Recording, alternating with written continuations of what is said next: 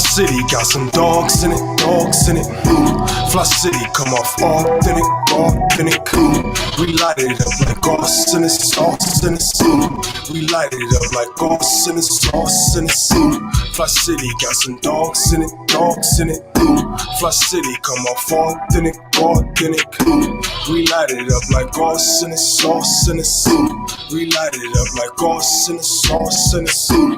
Rain may come, we cover for it, it's a cover charge. Cover charge. Pain come in, we force ourselves to be stronger for it. Be stronger for it. Northside slum, prison bids, and I'm better for it. I'm better for it. Representing Fli-City, now make some noise. Random corners, pushing packs, looking back, hand ups, ain't seen no pass. Fli-City got a city tax, body bags, ski masks, crying waves. I speak to God, city giving rich vibes. Beat knocks through the speaker box, we don't speak a lot, just move around. Water dirty, streets dirty, whip clean. We okay, we grew up off survival schemes, riding dreams, Lion King. The jungle seems like peace to me. Struggle sled and victories, now picture me 6 months out, I'm on my feet, on the business. Talks with Maddie, on the business. Run the city, leak with all the owners in it. Minus since we bless the city with our agenda.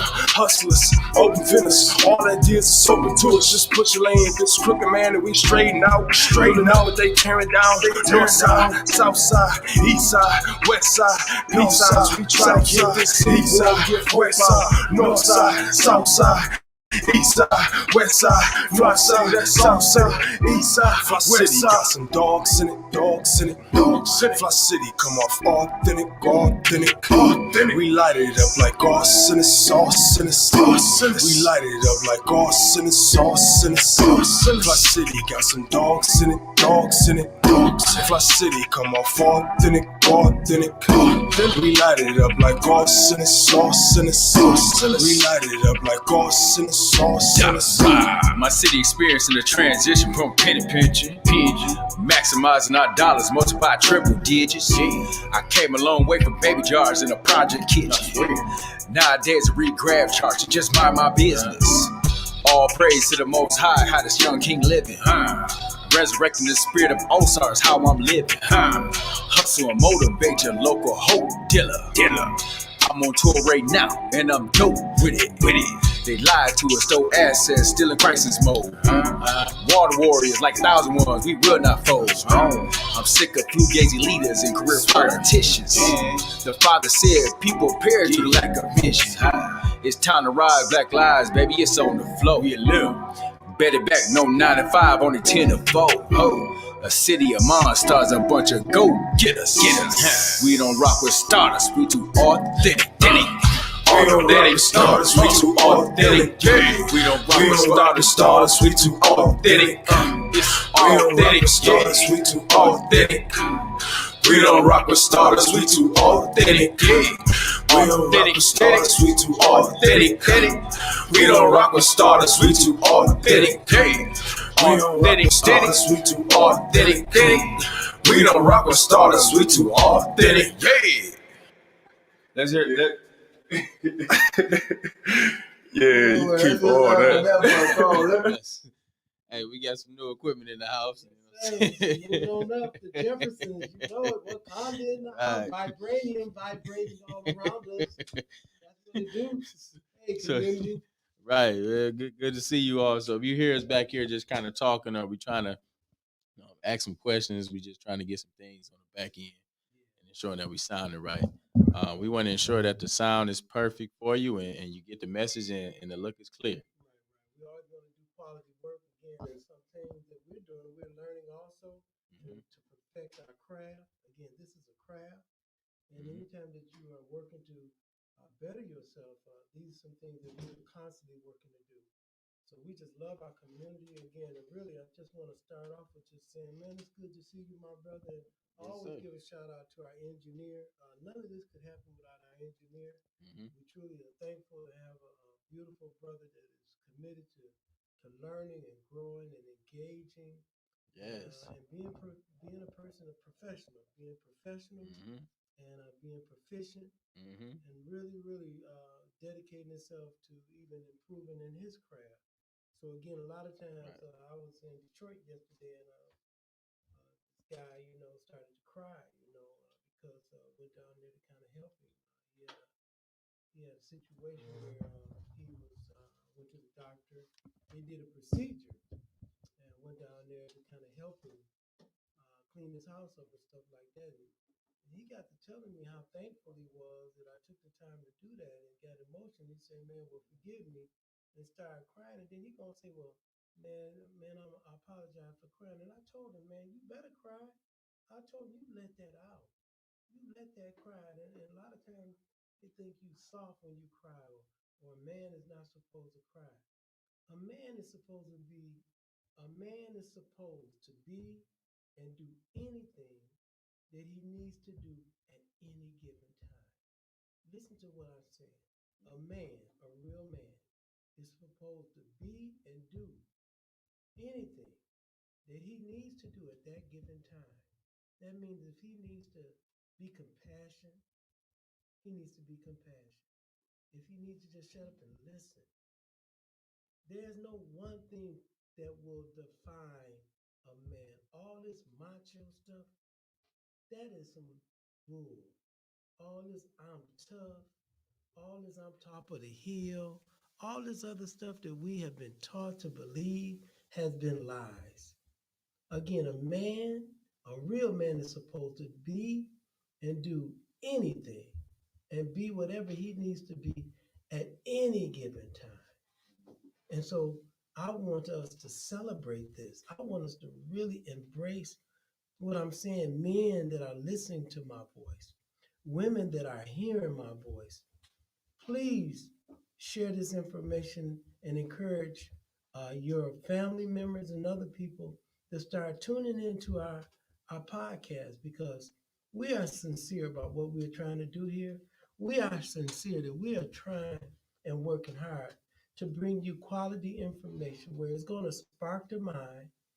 You're going to be engaged. You're going to be thirsty to research knowledge and information. You're going to be excited about getting up every morning and engaging in life. And even when you lay to sleep, even while you're sleeping, you're going to be thinking about, man, the brother said this, or the sister, or this guest said that. And again, by us constantly working to encourage one another, this gives us the opportunity where we can all grow together. It's not about me having a PhD. Mm-hmm. It's not about me having a master's degree and I'm looking down on you. You Right. know, it's about us sharing knowledge. Knowledge is so big and wide that it is constantly moving. When you think about the filaments or the nanoseconds that takes place in our lives daily, Mm-hmm. that's what information and knowledge is. It's a combination of us learning and growing together, and it's something that we really need to embrace. No, you laid it down, just perfectly. I think when just kind of going back into just having the opportunity to be able to challenge ourselves and get better, just as us as people, we want to get into the mindset of not looking at that we got to be in competition with each other, or feel as if iron sharpening iron doesn't apply to everybody. No matter what position you're in, no matter what situation you're going through, it's always about iron sharpening iron. It's always about what can we do to be a better person. What can I be? How can I be a better member in this community? Mm-hmm. Right? How can I be a better father? How can I be a better brother? How can I be a better friend? And then hold myself accountable to doing those things. We had a pivotal point in life where it's make or break. And I know Brother Roberts always say, if we don't really get it together now, man, we're gonna be in a museum somewhere. That's right. And that do hold true. If you are not applying yourself, if you're not building for the future, if you're not creating a robust nation and really setting the tone for the future and having succession plans in place, then we won't get nowhere. And so for us nowadays is us being more diligent, us being more knowledgeable, us being educated about who we are, us being strong and bold about who we are. Okay, I'm sorry. Did this sound better? I'm just put it right here. So yeah, so the thing is, and we want to make sure as everybody on the audience, are we sounding good? You can be able to let us know. Please let us know if you can hear us, or if we need to adjust the sound or the visuals. We lean on you to make us better. We just talked about iron sharper iron, so if it's something that's kind of not plugging in, or we you're going foggy or you can't hear us, please be sure to tell us. Just kind of getting back into the conversation though. We at a pivotal point right now where we really have to make real change, and we had to be really solidified about how we moving. We don't want to be a nation or a group of people that move aimlessly. Right. And far too often we find ourselves in a position that we don't know how we got here, or we don't even know how we're going to move forward from here. Mm-hmm. And so even when you're looking, thank you, Chris, and thank you, Linda. Even when you're looking at the city of Flint and the direction of where we're going, our election is tomorrow. Right. And so we've been talking all week, all month, and hopefully everybody goes out to go vote. Everybody who's eligible, go vote. Make sure you go out to go vote. Don't wait till 8 o'clock. Don't wait until it's late in the evening where you might get tired or you have to work. Make sure you go apply yourself early in the morning. Your first break, please go vote. Mm-hmm. We talk about the needs and the wants of our community. Mm-hmm. We didn't have multiple members of city council, currently the incumbents, and folks who are running for position come in and speak about the platform or the position or what they'd like to see in this community. And so our job is to hear them out, but then at the same time make a conscious decision and a competent one on who we're going to make sure that represents us. And so the vote is tomorrow. Now, can I add a little bit there? Because the vote is tomorrow, but just can I add a little spice that, we think of this vote tomorrow like the last breath. Mm-hmm.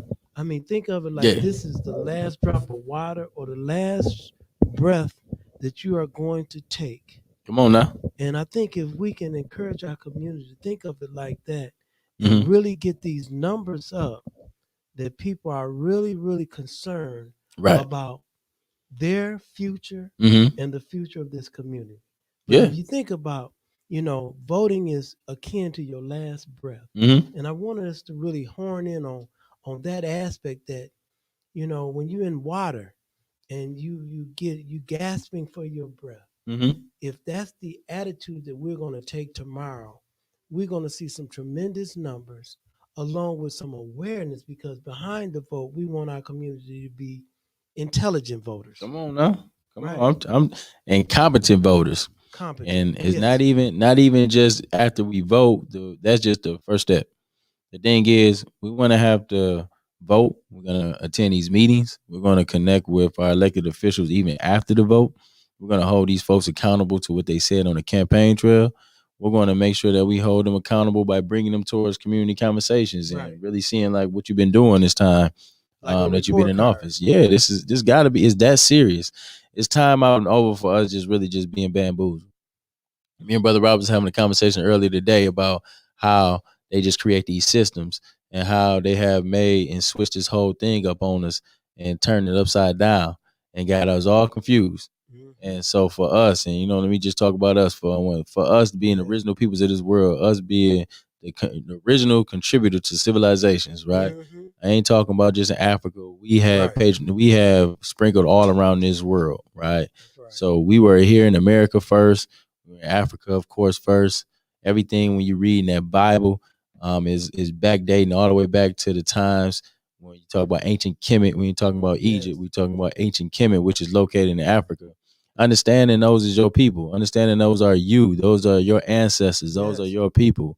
When you start hearing the stories of Abraham and Jacob, and when he built up Israel and having two nations and Esau, it was real, right? You know what I'm saying? But them was real brothers.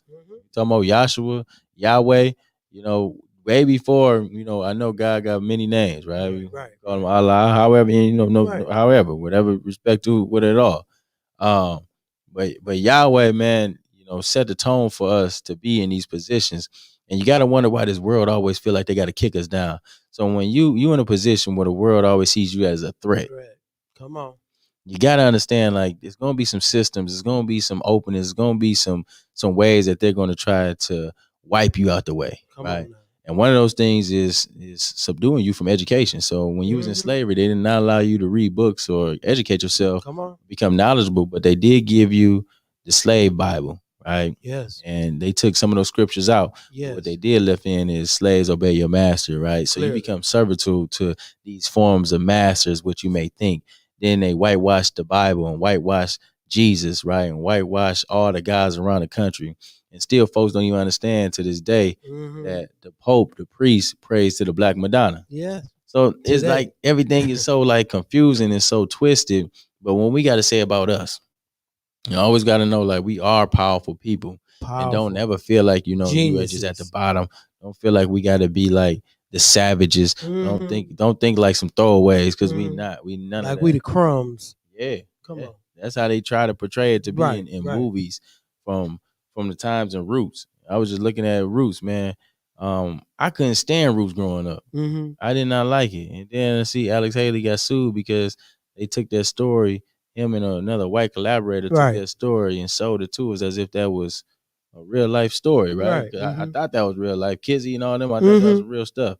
But it wasn't. This is the thing, though. You have to be aware of those things, of how they try to portray us and how, we even perceive ourselves. But always know that you are immaculate people. Right? You come from a powerful, great lineage, and something I don't take lightly. Right. So it inspires me and it motivates me, right, to step up. So if I'm the offsprings of old kings like King Tut, Akhenaten, and Ramesses, right? You got all these powerful Hamun, right? Jehudi, right? You got all these powerful figures running through your veins every day. You got to feel that. You got to feel that energy. You got to know that.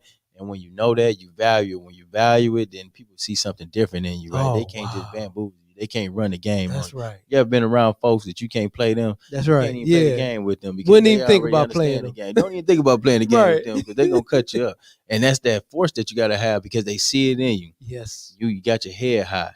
And all we got to do is tap into it. A lot of times it's right there for us. It's there. It's right there. It's right there. And we got the DNA. Come on. And we born with it. Come on now. And sometimes life kind of moves you towards, really awakening. Yeah. And I think we at the point where we thinking of awakening. We trying to be, better folks, and we trying to be, solidified in our stance of our history, right? And us being the narrators behind our story, because can't nobody tell it the way that we tell it. Right. Because we know it. We know it, right? Come on now. And I think when you say that, and again, that's why, the reality of history is so important, because if you look at, the 13th, 14th century, man, and this whole slave trade or this this insanity, again, before then, we were communal people. And then you think about, why are we doing some things that we're doing now? Is because of the brokenness that was done intentionally. Right. So for 500 years, being culturally conditioned to behave a certain way, that's why we're in a place where we're in today. And because we were cut off. Yeah.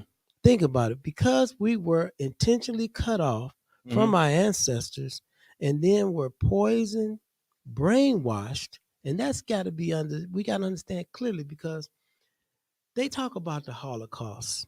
We talk about it. The Holocaust lasted 13 years. Our intentional enslavement, when you look at the Constitution had us written into the Constitution as 3/5 human being, starting off with a situation that was taken from people that was already here. So again, when you think about that whole process, and how we have gotten so far away from those simple things, that's the area that we got to work and really change the mindset of our people to stop buying into what you said earlier about Alex Haley. Entertainment. I'm telling you. We just thirst for entertainment. We just want to be entertained. Yeah. I mean, just want to be entertained with nothing, though. And that's the sickness. And they ain't got nothing, to be entertained for. Come on. I just don't understand. Like, we always find ourselves in an entertainment situation, and we not even in a position to be entertaining. Come on. I think the thing is, like, we want to get ourselves to be in a comfortable place to be able to be strong in our foundation efforts, and then celebrate the wins. That's how you do that. But like, it's over for telling jokes and laughing and playing basketball, and when my brother being killed in the street, and communities still being, ravaged, subjected to environmental injustice. Just look at Benton Harbor. Look at they right behind Flint. The same situation when you got folks asphalt company trying to asphalt company knock the door in when Fenton kicked them out. Right, Fenton said not here. Right, and you know why, and they pushed them back. But then they want to come to marginalized communities like Flint and put those in places where we got project housing over there in those Right, areas. right. So I think it's over for us to being lost in the fray. Right? It's Afraid. over for us to be in the fog and not being and realizing what's going on around us. You can't play ignorant no more. You can't No. say like I don't know. You can't see it as if this is not right. And even our people during this election, man, it's been very disappointing because you got folks, man, that's supporting people that don't give two craps about you, and it just hurt because in all actuality, we should be in the realm of saying like we all one. We got to be moving together, and even if we don't agree, we learn how to agree to disagree. True. Right, And we stay strong on the front end, and everybody sees and witness that. But when you got people that look like us, man, that's going against us, that's talking about us, that's really demeaning our brothers, our sisters. Yes. You want to go ahead and uplift and uphold a oppressive system, man, you got to go. And I think that's been something that's been so ugly and so nasty. Is heartbreaking. Heartbreaking, and we got a history again with understanding clearly about those in our community, because out of 444 almost insurrections, there was our people were running away or trying to get away from being enslaved. About over 400 of those. Each one of those attempts were foiled by a person that looked like me and you. What I mean by foil, community, is that we as a group decided to leave our enslavement. Well, someone that looks like me went to the slave master and said, "Master, they gonna leave. They plotting to leave. We can't let them leave, Pastor. I know you feed me good and you rape me good. So we don't want to leave, and we can't let them niggas leave. So Pastor, I'm letting you know right now. They gonna leave. Right. So again, each one of those attempts to leave and being in bondage, which a human being know is wrong, we're always told by somebody that look like me and you. Always. Back in the times when Haitian had that revolt, back in 1804, you had some solid folks, man. And you got to understand those were warriors. Solid folks that was coming out, that stood on everything they believe in. They was tired. We got to get to the point where we saying like we ready to die for this, and them folks was ready to die for it. Meaning that they was ready to stand 10 toes down and whatever happened. And I'm just gonna go ahead and stand up because I don't know when I'm gonna have this opportunity to do it again. Yeah. Right. And that was the passion, that was the energy behind that. So then what they had to do is, and what we have to do today is, we have to get rid of the collaborators. Right. Point and taken. Collaborators are those who uphold the system, just like how you were saying. Yes. You got those, we sick, boss, right? Oh, we hungry, boss, right? Oh, we need something to eat, boss, right? All that old silly stuff, man. And that's what we don't need. So when we talking about collaborators at those times, just like Harriet Tubman, she had to go ahead and kill off everybody who wasn't willing to sacrifice and go for the ride. And that's what we have to say. So in a hypothetical standpoint, we have to make sure that we kill off that bad energy. Yes. Those folks that don't want to go ahead and stand up for nothing. Those folks that don't believe in the culture that they come from. Those folks that don't even love the skin that they in. We got to go ahead and stand up and say like, listen, you don't fall in line with this membership. You don't fall in line with this village, right? Come on. So we have to go ahead and we got to exile you. Yes, exile. And this was going on in the Bible. This back in the day. Yes, they was doing that stuff then, exiling folks. Yes, sir. Right? You got to be on your own. And you know what happens when it happens? We like a pack. Come on. And like when a wolf pack move to go hunt. Yes. To go find a warm place to sleep. They move on an initiative that they want to do and get together in the animal kingdom, right? Right. And that's what we got to be, right? We got to be as a pack. We got to be as a group. We got to know how to communicate with each other. We got to know how to talk about the issues. If we don't like what's going on around us, we have to be cool. We have to be clear with that. And it's okay to disagree with another person. Right. We're never saying that. And to forgive the person. But what is not okay is to be silly about it and take this as a funny moment. Right. And then look at it as, we can be comical and do some satire out of this. That's not where we are, because that never done anything for us. So anybody who want to be in a collaborative mindset, anybody who want to stop the mission, anybody who withhold the movement, then we have to deal with you specifically. specifically. And that's what you be saying when you say strapping dynamite on folks. That's right. That's it, brother. That's the bottom line. Established volunteer agent. Got to go. Clearly, man. Clearly, because that's what we're faced with. The patient, if you look at the patient and the patient is on the gurney, I mean, the patient is on life support. Come on, and now. That's our community. Yeah. Again, we are on life support, man. I don't think they realize that. I don't think they do, man. I don't either. They want to watch the World Series game, you know. Or Michigan versus Michigan State. Oh yeah. That's where their minds at, and I mean have parties and have on the colors, and it is just appalling. Goodness. I mean, it's just so wicked how evil have just destroyed the real foundation of our people wanting to be free. You know, man, I looked at that and I seen that. I'm not a big fan of neither one of them. But when I see that, you know, I hope we got that same energy tomorrow when it's time to go vote, or when it's another issue that take place in the community, or a George Floyd incident take place. I hope that we have that same energy of coming out, standing on it, right? Wearing those colors with pride, right? Wearing this black color skin, right, with pride. I just hope that people are really out there believing in themselves, right? To be able to be engaged with that, and I know a lot of people are watching those shows and watching football and doing those different things, but I canceled football when they didn't give Kaepernick an opportunity. That's right, me also. So it's not even like I'm even watching football or at watching all. it. I know my son plays football, and so I go watch him. But you know, I'm not interested in none of that stuff. No basketball, none of that for me. You know, man, like one of my families was saying, "Well, who are you boycotting? What does that matter?" I say for myself. I'm doing it for myself. Come on. Because I'm committed. And again, a lot of times if you're doing something and you're exercising it for yourself, again, now you can stand on some foundation. And I'm clearly about the facts of why I'm doing it. Right. Because it's important to me as my self-esteem and my well-being of my mental state. Because it's for a purpose. And I don't know Colin Kaepernick personally, but I'm spiritually connected to him because I feel every day his fight and his plight. Back to the game or any games.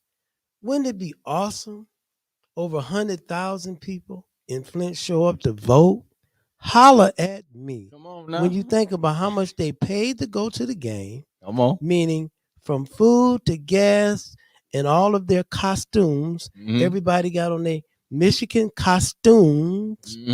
And their Michigan State costumes. Right. And those football players, each one of those black football players on that team at any time could get shot and killed.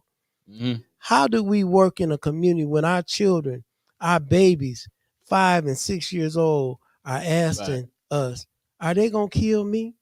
I mean, I've had my grandkids ask me one time, Granddad, they going to kill me too? Do you know how that hurted, man? For my grandson to ask me, are they going to kill me too? They shouldn't even be thinking that. Y'all think about that, man. That ain't nothing to play with, man.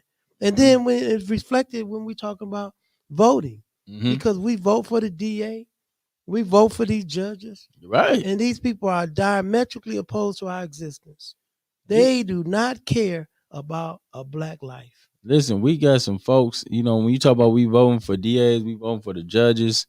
You know what my problem is? You know, we always say, yeah, we got to have some representation at the judge level. We got to have some black prosecutors. We got to have some black representatives, whatever, right?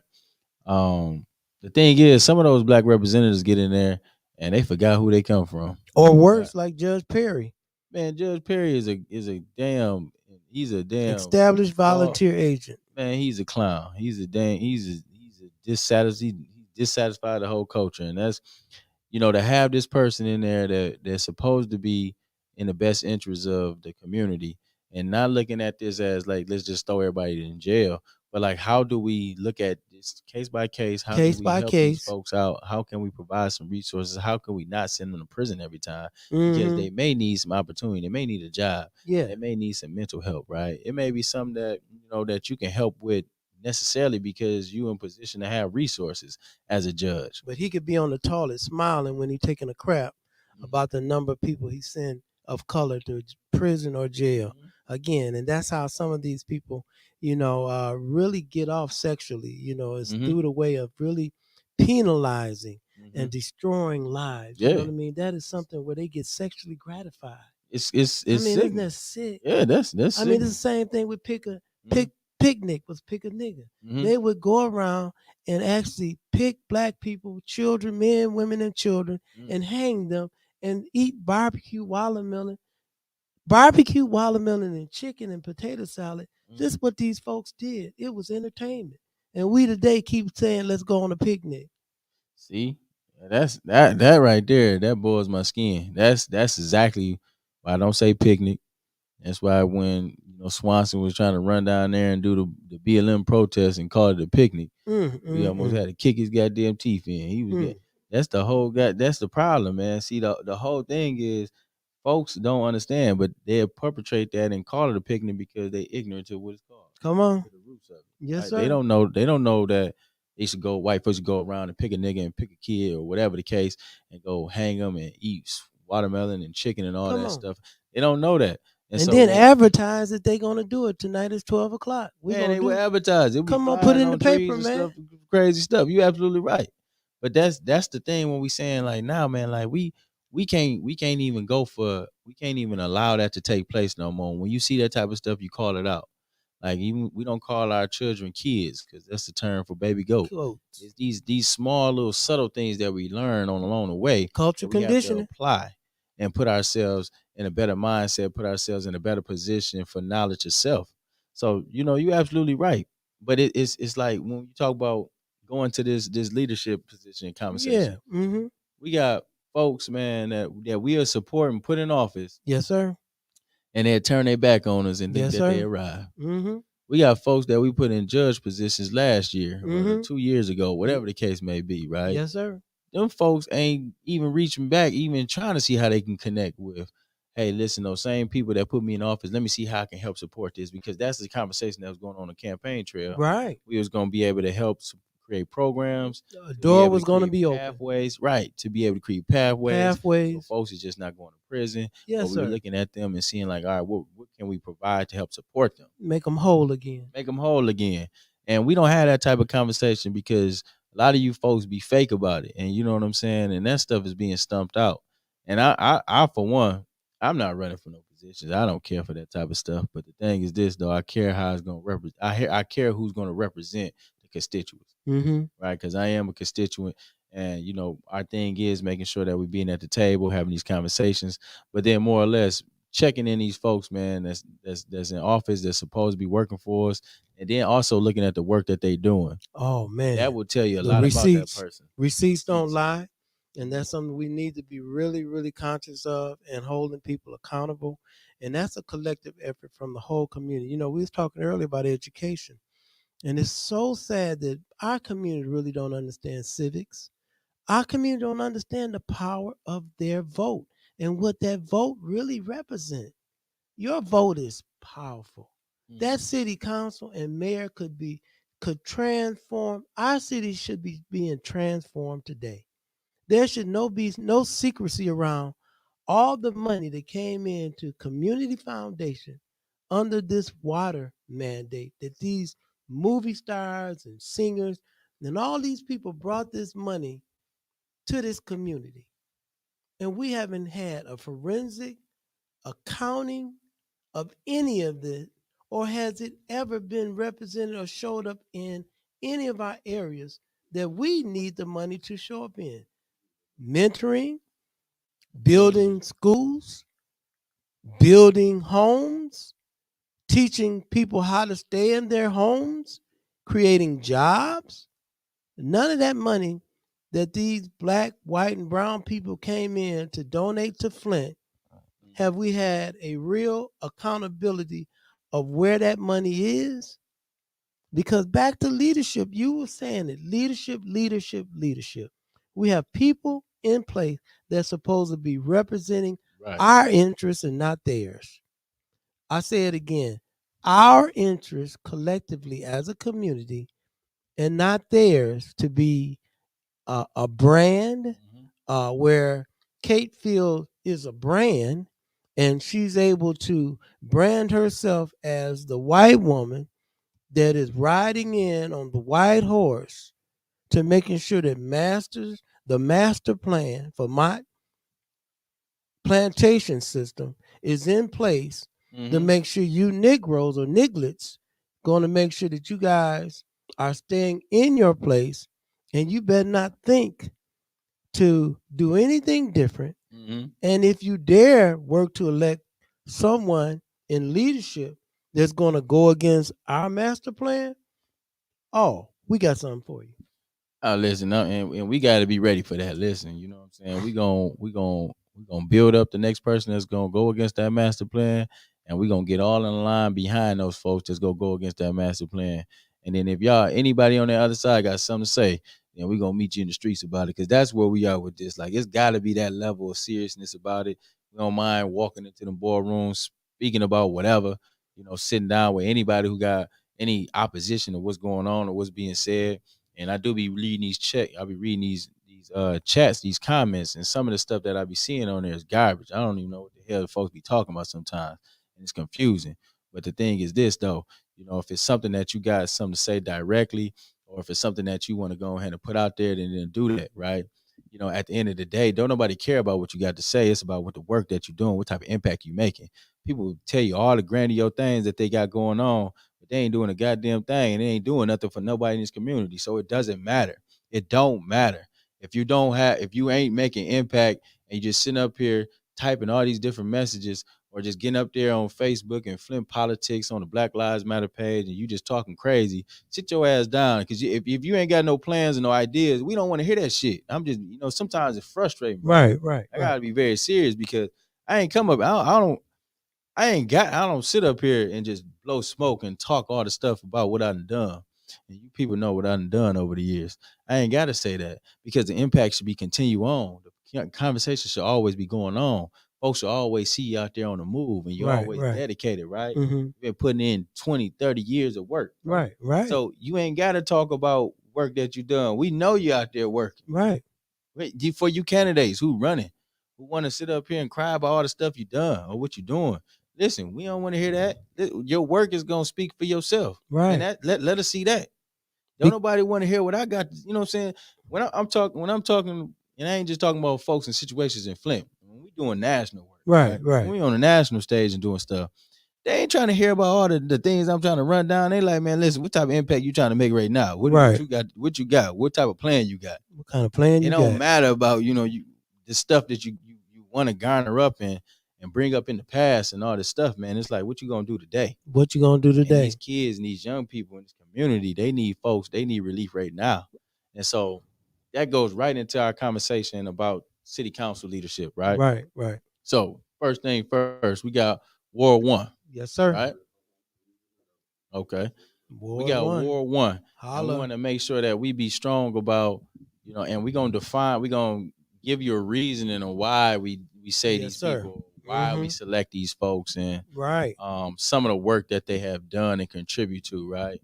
Yes, sir. That's the thing that's important to me. So me too.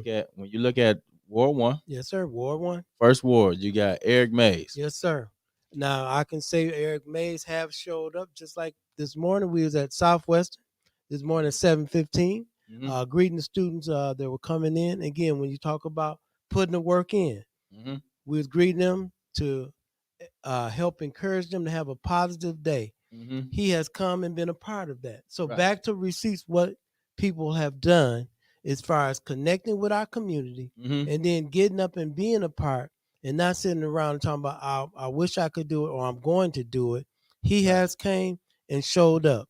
He also have come in many situations that I've called on him personally, that I don't even stay in his ward. And he has helped me to help someone else in a different ward because he was able to provide the information. See, that's a solid person. That's a city council person. Say what you want to say about his mannerism or how he flows, but it showed that at least he was willing to step up and say, well, I can't do this, and I'll make a call to get this rectified. Yep. At least call back. I've called several ward members. They won't even call back. So that tell you something right there. Mhm. So that's when we're talking about leadership. So again, I just want to add at that, this morning we was at Southwestern, and I just wanted to say it's about showing up, and Eric Mays showed up before. Not this morning, but he have showed up in the past. Okay, Eric. So this is the thing, and then the opposition that he had over there was Tanya Rising. Yes, sir. This is this. So I like Miss Rising. I thought she was a very, very solid woman. She comes from the Rising family. That's right. That's right. Family.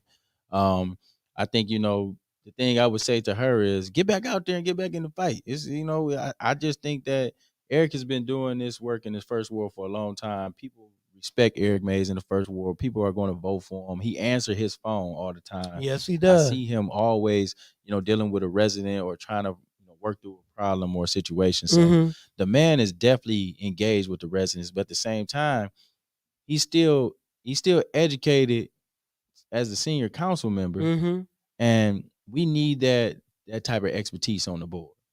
Clearly, I'm just saying, like, we don't need to be trying to figure it out, starting brand new. We don't need that. And even though the brother got some rough deliveries, this is the thing. And we always have conversations with Eric, and we always talk to him about just different things in general.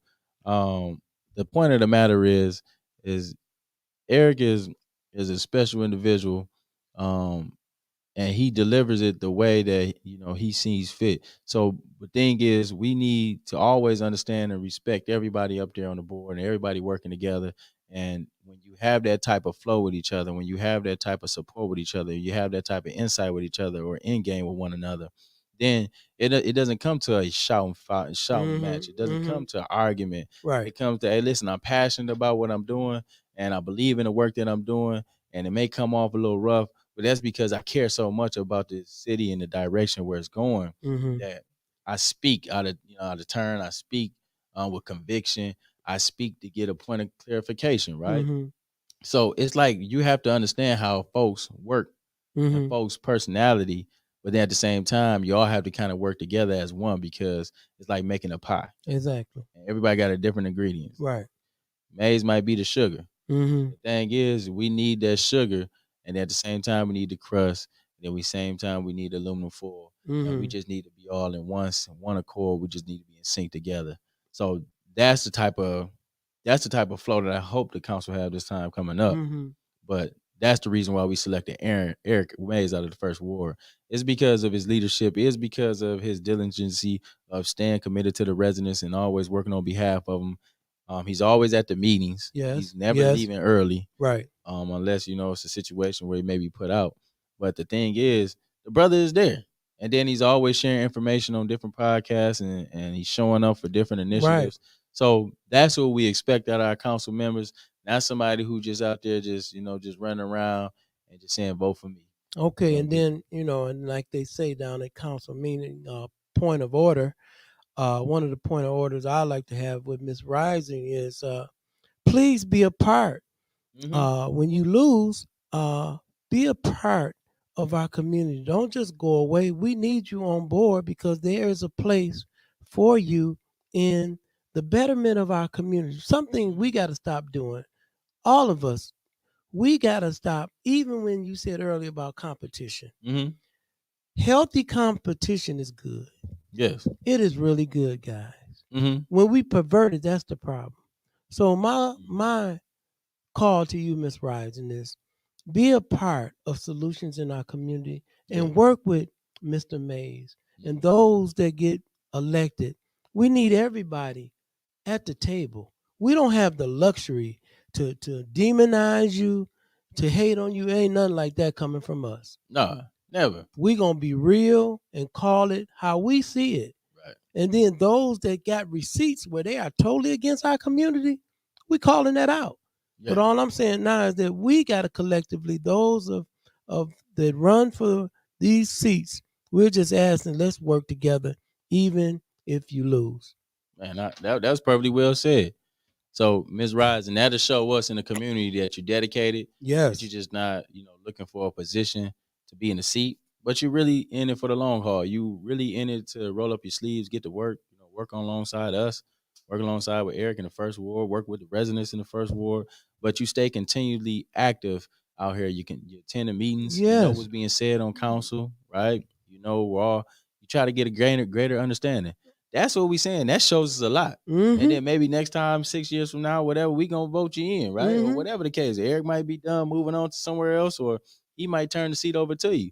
But that's the type of flow that we can have with each other if we grow and we cultivate better relationships Right. and we work. Because right? there's work to be done. Listen, guys, we got work. We Yes. got some stuff need to be done. And we need women and men like you Yes. guys to get it done. And you Yes. don't have to have a title. You don't have to be a council member to get this work done. No, you don't gotta be. You don't even have to be in the seat. Listen, a lot of us be doing a lot of work. We Come ain't on. even in the seats. We ain't got the playbook. None of that. But we just working. Working. We working on behalf of the greater good. And is we trying to be better stewards in our community. Yes. So man. that's what that Real that's talk. what that mean. I ain't got to be at the city council. I really don't. You ain't got time to be down there. But I don't even want to be in that. The thing is, you know, as a resident, as a constituent, hey, listen, I can be working on this side, programs, and whatever we need to do to help support our youth, right? Cleanups, right? We gonna help you and we gonna bag you up, right? We got some information, we research with you, right? We write up some grants, put it down with you. That's the type of flow we got going. So we welcome all that. So big shout out to you, Miss Tanya Rising. Yes, sir. And also big shout out to you as the first ward candidate. We select Eric Mays. So let's make some noise for that brother, right, man. He gonna hold it down. Brother Mays. Brother in Mays. The house. In the house. Okay. Moving on to number 2. Number 2, Doc. Okay. So who we got in the second ward? Second ward. Who we got? Yes, sir. Our queen, Miss Audrey Young Muhammad. Miss Audrey Young. Holla. Come on now, Sister Audrey Young Muhammad. And yes. Then you got her. Then you got Ladell Lewis. Yep. Ladell is out there working. I give her she is working. That's right. That's right. She's doing some work out there in Civic Park, Cyric Park. And we respect that. And again, we are healthy enough and wise enough to respect you, my sister. Come on, look. It was never about. Let me say this, especially our people. Right. It ain't never about going against none of y'all. It ain't never that. You know what I'm saying? Even if you might hear me talk about Neely a lot, right? You know what I'm saying? At the end of the day, you know, that yellow man is still my brother. That's right. You know what I'm saying? And I respect the fact that, you know what I'm saying, he has the same skin, or, you know, he's supposed to have the same skin as us. But, you know, the thing is, at the end of the day, when it's over, it's like we all family. We still all one. Right.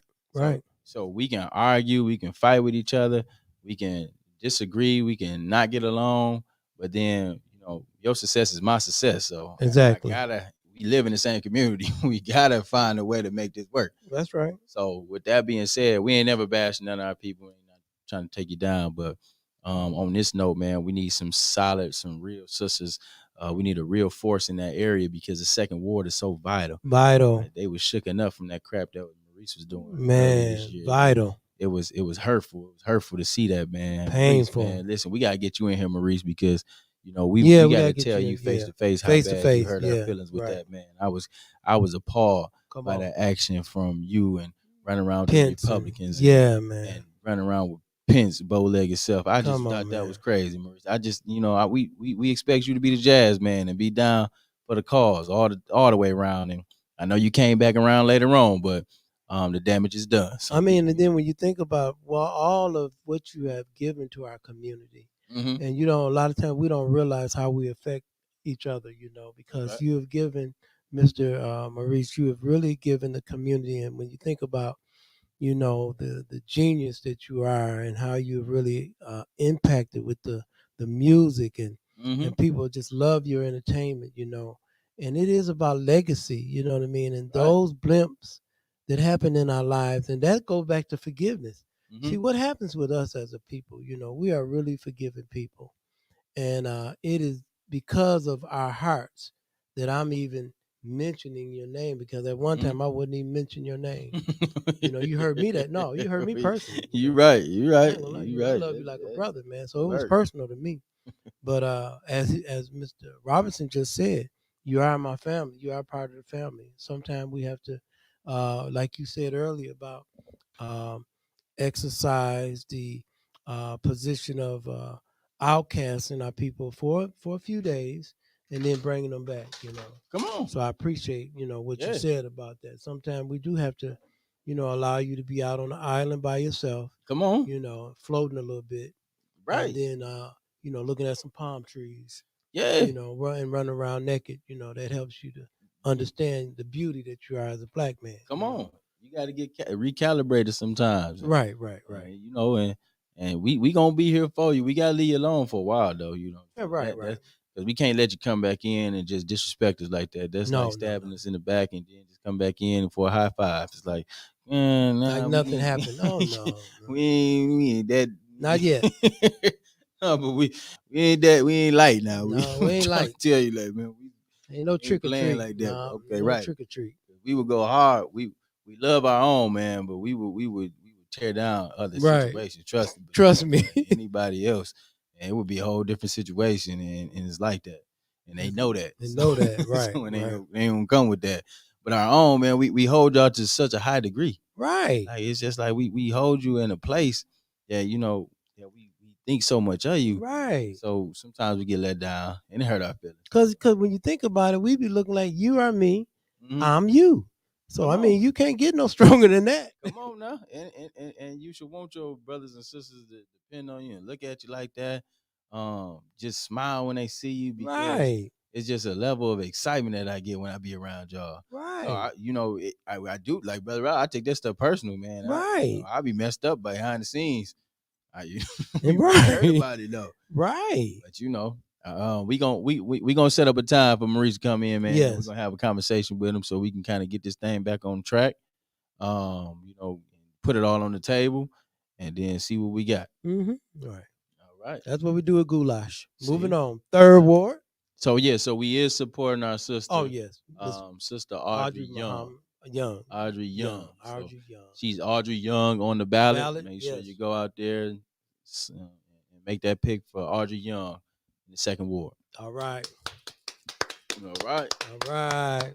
Big shout out. And then she also got appointed to the Flint Library Board too. Oh, so, yes, right. Definitely, man. We talk about that's our children big. Are the future. That's big. So she can be able to go ahead and get some resources. See what we can do to get some resources, get some new books, activate the library, make it more open for the urban community. Right. That's the type of flow we're looking at. Right. Audrey. So hopefully, you're listening and tuning in, and you do some great things this year. All right. With that being said, moving on to Third Ward 3. Ward 3 in the house. Hold on, before we put it up now, right? We got three. We got three situations going on in the third ward, right? All right. Triangle. The triangle, right? Right. So you got Rich Jones. Give it up to Rich Jones Jones, in. Yeah. Come on, baby. Rich, we rocking with you, baby. Well, Rich. I see you dropping your photo, your pictures, and every little comment that Come we got on now. Real politician. Yeah. We see you, Rich, man. You always listen, Rich. You know what I'm saying? You put a good family, fight. Man. Yeah. You family, and you know it. And this thing for us, man, is always about business. I think, we have to look at the electability factors too. Yes, sir. And it don't matter. Listen, the thing is, we can't be fake with each other.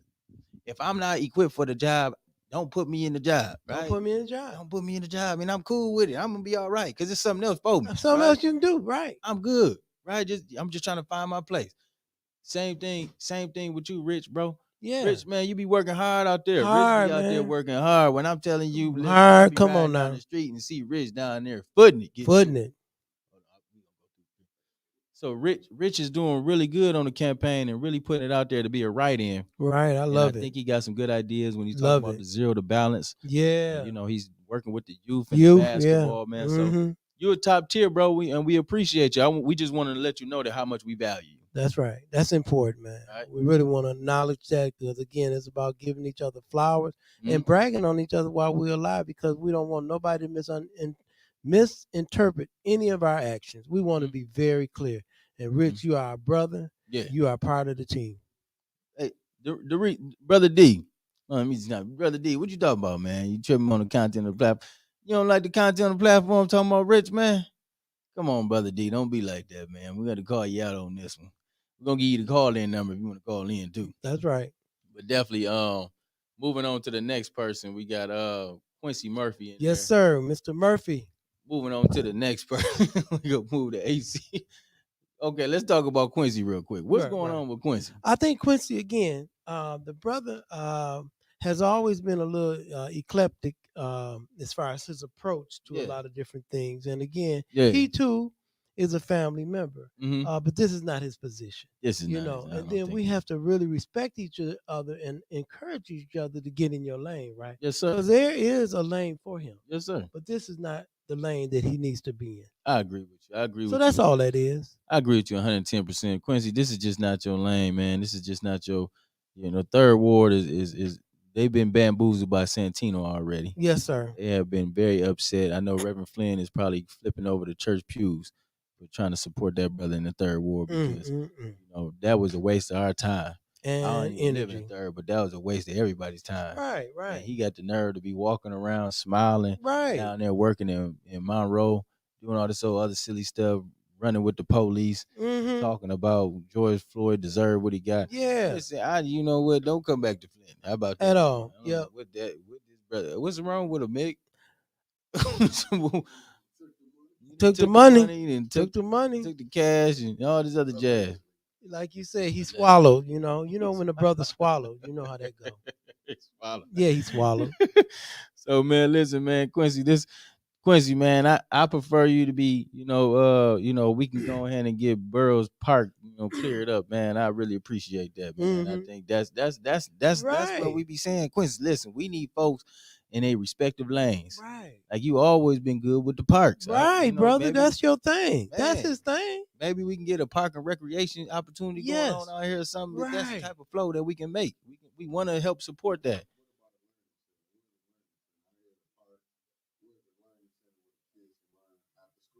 Yeah. Mickey said, "Where's the learning center?" Yeah. See, yeah. that's the thing. That's the thing. Third ward needs a learning center. So even y'all three right there, you got Rich, Quincy, and AC. AC. I'm hoping that y'all having conversations with each other to see like how we can better position third ward. Right. Like when we can go ahead and take the parks, because you got a lot of parks over there. A lot of parks. You got a lot man. of community center, Burston, the Broom Center. Broom Center. You got all these different community centers, so you can be able to do some work, right? And then also when you start talking about the youth, I know Rich is working with the youth. So you guys can really be doing some great things together. I know AC works a lot with the elders and the NAACP. Maybe we can get the NAACP active and engaging in that role over there in the third ward and look at how they can be supportive in initiatives. We need to be able to be strong like that. Right. And so everybody plays a part. And I think that if you all kind of had a discussion to see how and which one can do what, then I think you all can work that out together. And I think that's the goal. And I think that's the key, guys, that we have to show our community we can't work together. And because instead of us backbiting each other, talking and slandering each other, Right. you three brothers can do something awesome. Awesome, man. And we are counting on you guys to make that happen. Ain't no hate. We want some celebration. You Right. guys can really have a celebration on this election, how we move forward, because it was mentioned, man, about those parks, about coming together, awareness center. These things is what we need dramatically in our community, and stop crying and complaining. There's some things we can do. It's a lot we can do. We got a lot going. And then like we got this funds. We got some dollars in the city. A lot of people don't know it's money in the city. Yeah. So we really just really play it right and write up some proposals Right. that go to some of the needs and the issues that we've been dealing with, for a long time. We should be able to access those funds and do some real impactful work. Real impactful work. That's where we want to be. We ain't got time to be arguing. I can't wait until the November 3rd, so we can really get to work. Yes, sir. So I just hope that y'all having conversations. Stop backbiting and talking crap about each other. I know Rich probably on his Tupac tip right now. Right. Rich, I seen you dropping all your flyers all in the comments, man. Listen, It's all good. Listen, you know what I'm saying? I'm gonna pick you up tomorrow and we're gonna talk about it after the election. Right. But the fact of the matter is today we gotta be all on one accord. That's right. Yeah, put the picture up now. We're gonna go ahead and show y'all. Yeah, man, real talk. Supporting. We got it's business. It's business. You know this. You know what time it is. Look at it. It's business. It's comment right there. It's business. Rich, man. Well, we practical. Yeah, right. And so that's what it is. AC Dumas in the house. Come on, AC, baby. Listen, man, we need you to get in there. We need you to get in there and work. Right. And again, hold it down. Listen, we No We ain't photo doing ops. no We need you to photo op, work. You no to be real arguing. quiet and get the work done Yeah, and get some man. work done. Be Come a on, ninja. We man. need you to be a ninja, AC. Man, I'm Cause trying you to smart. You know, you got the gift, man. All you got to do is kind of control it a little bit. Mhm. And again, you don't have to project because Right. people always have a projection or perception of us. Mhm. You know, and perception without challenge become a reality. So again, we got to do twist some things a little differently because again, we got a bullseye on our back. But Mhm. there's some awesome things we can do because they want us to fail, and Right. it's designed for us to fail. But if we show a strong, unified front, Mhm. a lot of things we just mentioned about awareness center, about park, how it's so important where we can start doing door-to-door campaigning where Mhm. we can start working with our family members in our each family member in our Yes. community to help make them whole again. Yes. See, Yes. that's the key, man. That's power. That's powerful, man. That's right there. If we all had that mindset of saying, like, how can I be a better servant? How can I be a better community member? Right? How can I be better with, even my family, Yeah. my own household? Come on I'm now. trying to be a better person in my own house, right? Right. First and foremost. So you know what I mean? But that's the type of attitude that we gotta have. We Got gotta be to. willing to grow, willing to go ahead and take some constructive criticism. AC, you don't like to listen to a lot of folks, and it's okay. But this is when you working in an elected official position, you gotta listen to the constituents. Got to. Like we are your employers. So you have to go ahead and respect what they got to say. You always got to take account what they talking about. Hold focus groups in those areas. Listen to the Yes. real needs Right. of what they telling you. Not just all the stuff that we all feel like we should give folks. That's like what the white folks be doing, trying to give us what we think that Yeah. Right. what they think we need. Right. We don't want Instead that. of like you say, stepping up and saying, "Listen here, we're gonna take this school, we're gonna Yes. refurbish it, Come and on. it's not gonna be no choice. Your Yeah. children got to come to this because your child can't read. Right. So you gonna come. You are got it. We come to get you. We come to pick you up. Come on See, now. that's the attitude we got to say. And all you three brothers again. That's how we start changing our community. Mm-hmm. Our community is suffering on some basic issues.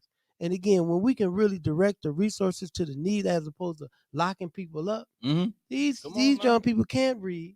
They Yes. can't do mathematics. And Mm-hmm. again, have no idea of science, and then don't have no understanding about who they are. When you don't Right. know who you are as a child, young teenager, Mm-hmm. you are going to mimic insanity. Anybody can So tell you this who you here are. is tangible what we can do.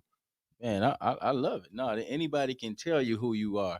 Mm. That's what we were just talking about earlier, Yeah. right? So even with the census, real quick, right? The census play a part in, really kind of Dollars. count for Dollars, everybody, right? And dollars. bringing dollars into the resources. Dollars. That's how they feed it to For the you. love of money. They tell you, like, listen, everybody got to fill the census out so we can For the get love of resources money. to our community, right? But what the Trick, thing trick, is, trick. the back end on that is, they was doing an experiment to see if they couldn't call a group of people a certain name and would you check the box. And you right? check the box. And you check the box. So As when it opposed comes to down, others, like I put down. right, Others. I'll be doing that. When That's it comes crazy. down to Others. you be either Negro, Yeah. or you be White. colored, right? Or what is a white Latino? Have What is y'all a ever white heard of a Latino? white Latino before? Never heard of it. That's But invented.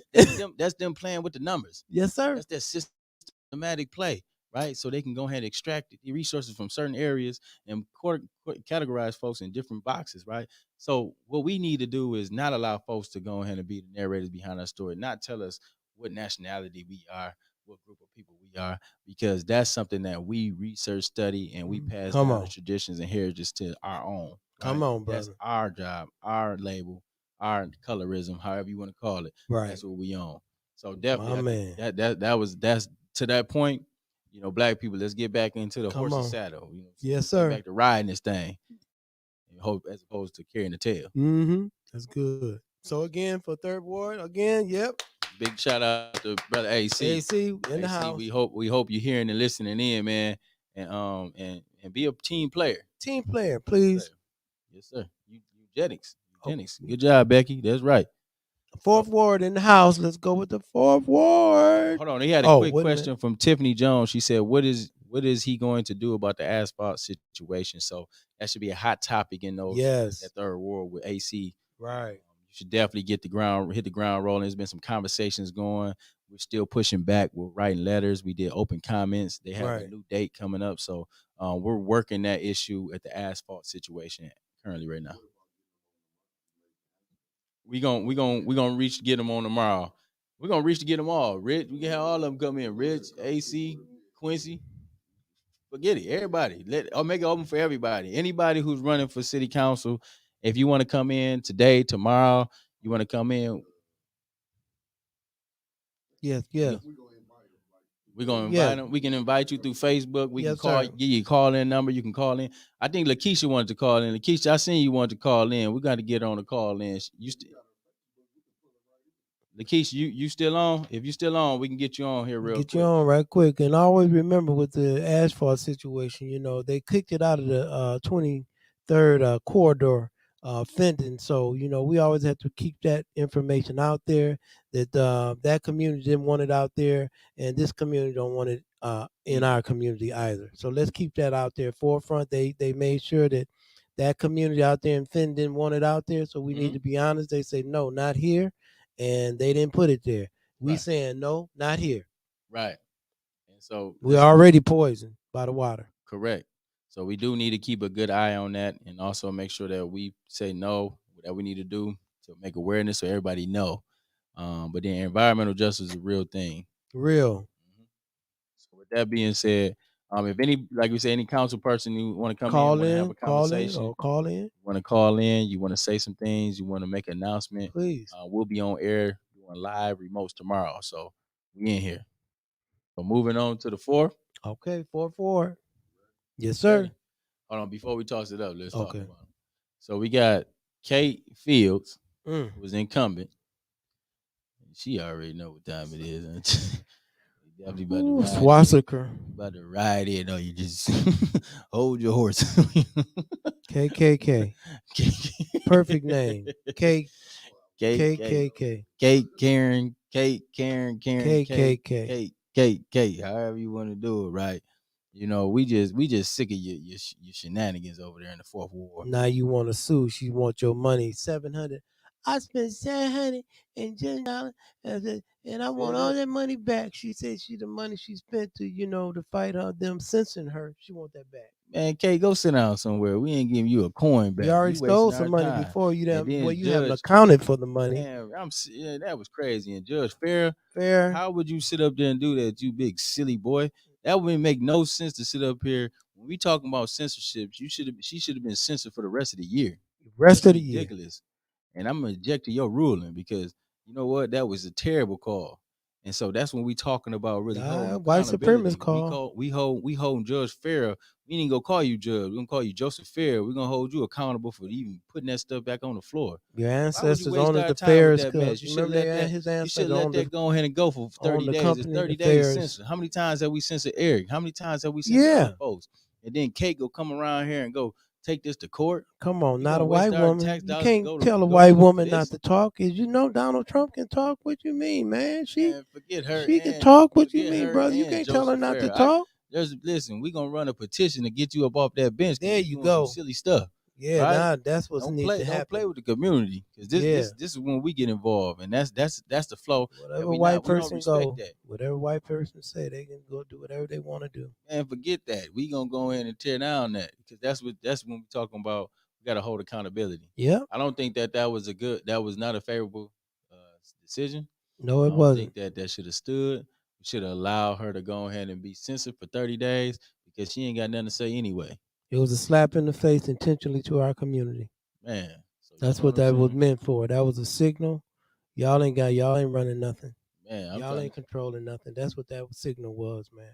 Man, I'm trying to tell you. So we gonna push back. Yeah. So you know what I'm saying? We was dissatisfied with you, Kate. Like we always been. We dissatisfied with you, Joseph Fair, for making that decision. And y'all both are the crash dummies of the week. Yes. Listen, we gonna bring that segment, get back in strong. We really got to get that strong again. Which we talking about a segment of crash dummies of the week is to identify the foolishness that take place in the city and really have a full-on report about it, right? And we're gonna give some information. So we want to make sure that's gonna start very soon. Good. www. How dumb can you be? So with that, what's the other lady name? What's her name? Parsley? Judy Priestley, yeah. Judy Priestley? Judy with the good hair. Judy with the straw hair. Judy. Listen, I pulled up at Judy house, man. She had Trump signs everywhere. Everywhere. It's okay though. I couldn't believe that, man. It's okay. And then I know Mike was trying to build with him. Mike, man, big shout out to Mike Dones. Mike man. Dones. Hey, That's our brother. Mike Love Dones, you, man. for the Love you, fourth, man. baby. Proud of you. We still hoping that you still gonna pull out the right end and you know what I mean, and take it from there. But man, I just lose hope for the fourth. I don't know. Yeah. Yeah. Yeah, what I got for the fourth is it's desolate, and again, it's locked in. They are definitely drinking the Kool-Aid over there, like Jim Jones, and so this is what we're going to get from that ward. We are going to get little Jim Joneses, and but there's a place for them, and we're going to work with them so they can recognize that it's just not them by themselves. That's right. No, That's right. They're That's not right. alone, so we're going to work it out. Come on now, we going with our let's go with our pick. Pull up our pick for the fourth ward. Fourth ward, our pick. And our drum roll. Mr. Michael Doan / Eastside Cliff, baby. Eastside Cliff in there. Oh, really? Eastside Cliff, baby. Eastside Cliff, known to walk the state streets. Yeah. Known to connect with the residents.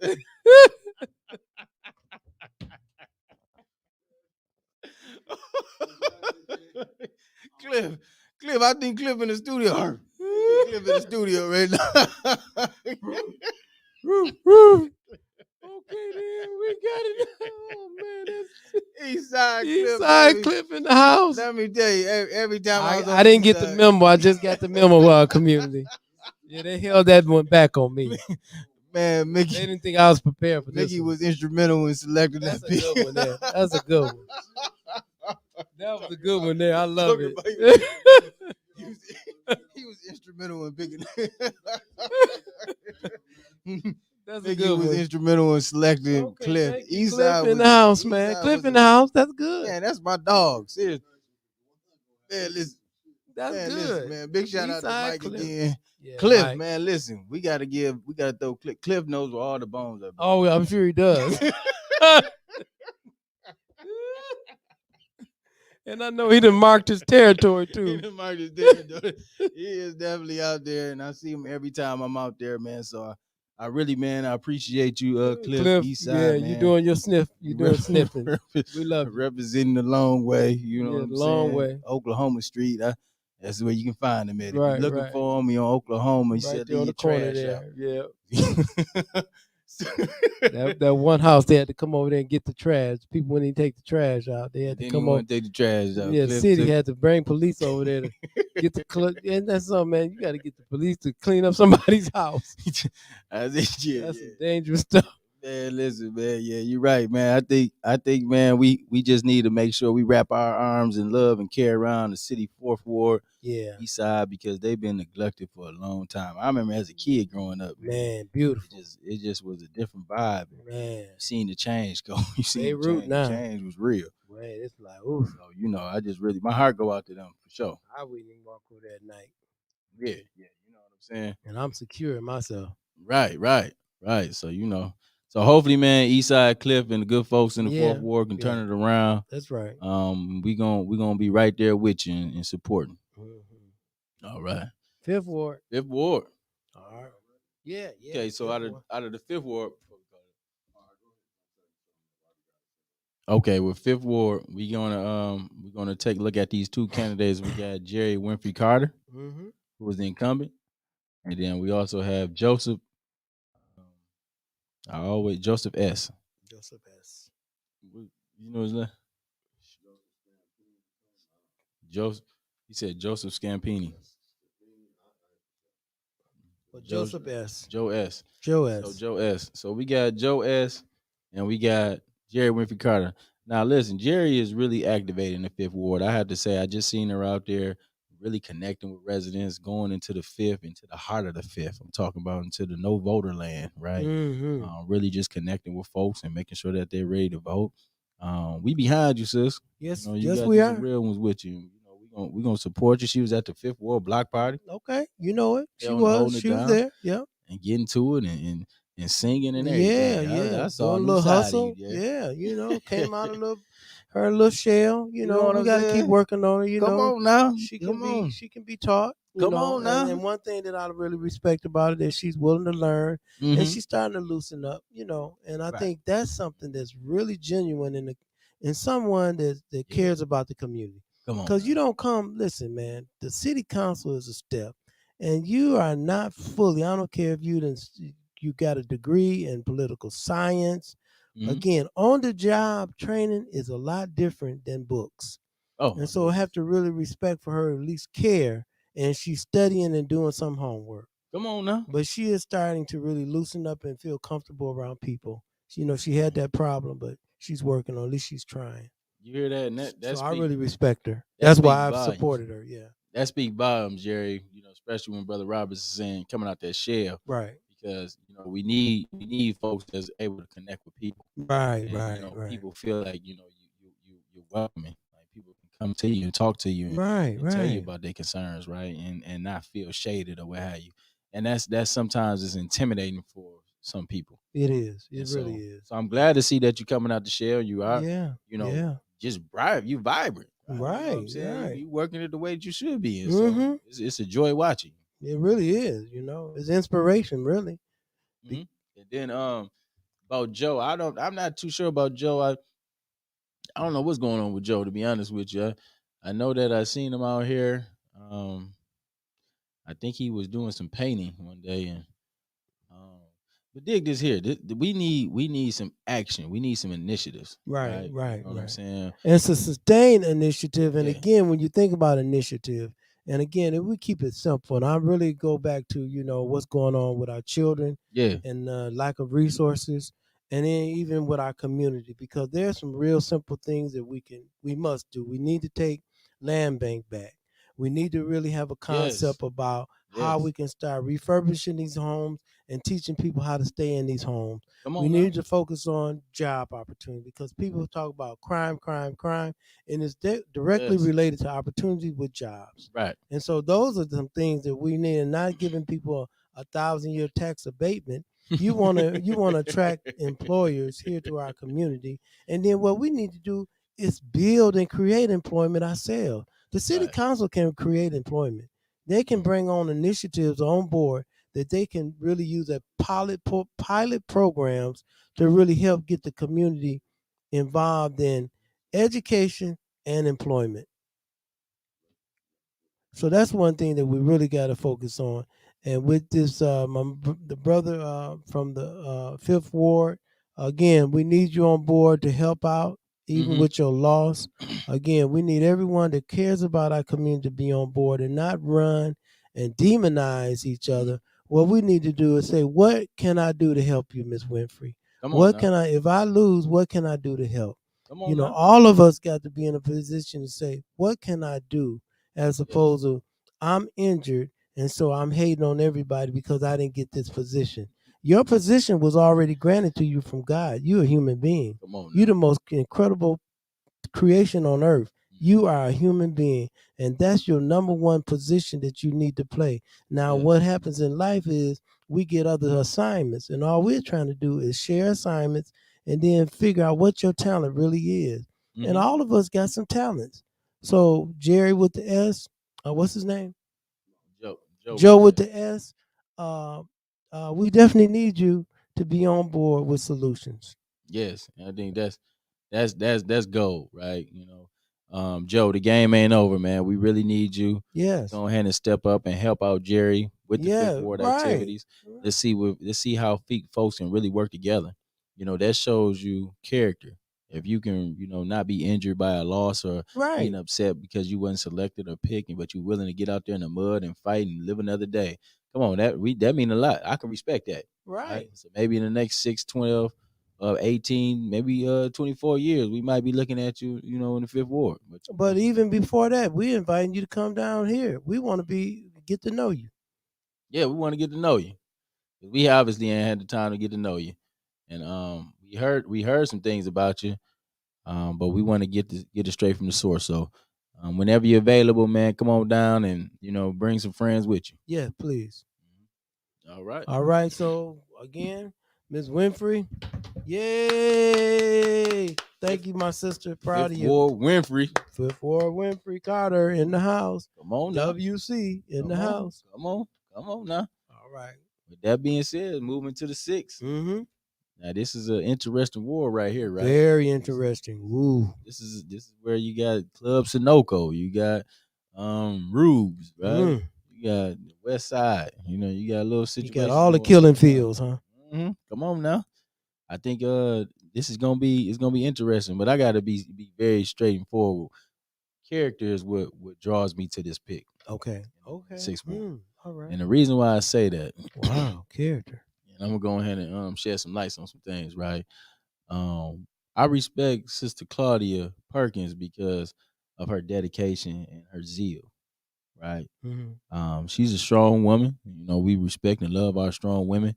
At the same time, she's been out here negotiating, beating the streets, working in the field, at the UAW, working with the locals. Mm-hmm. She's been doing a lot, Mm-hmm. right? And that's just, you know, just the things that I've seen. So I really admire and I really appreciate her and just, you know, just being committed and always staying in the fight. So, you know, that mean a lot.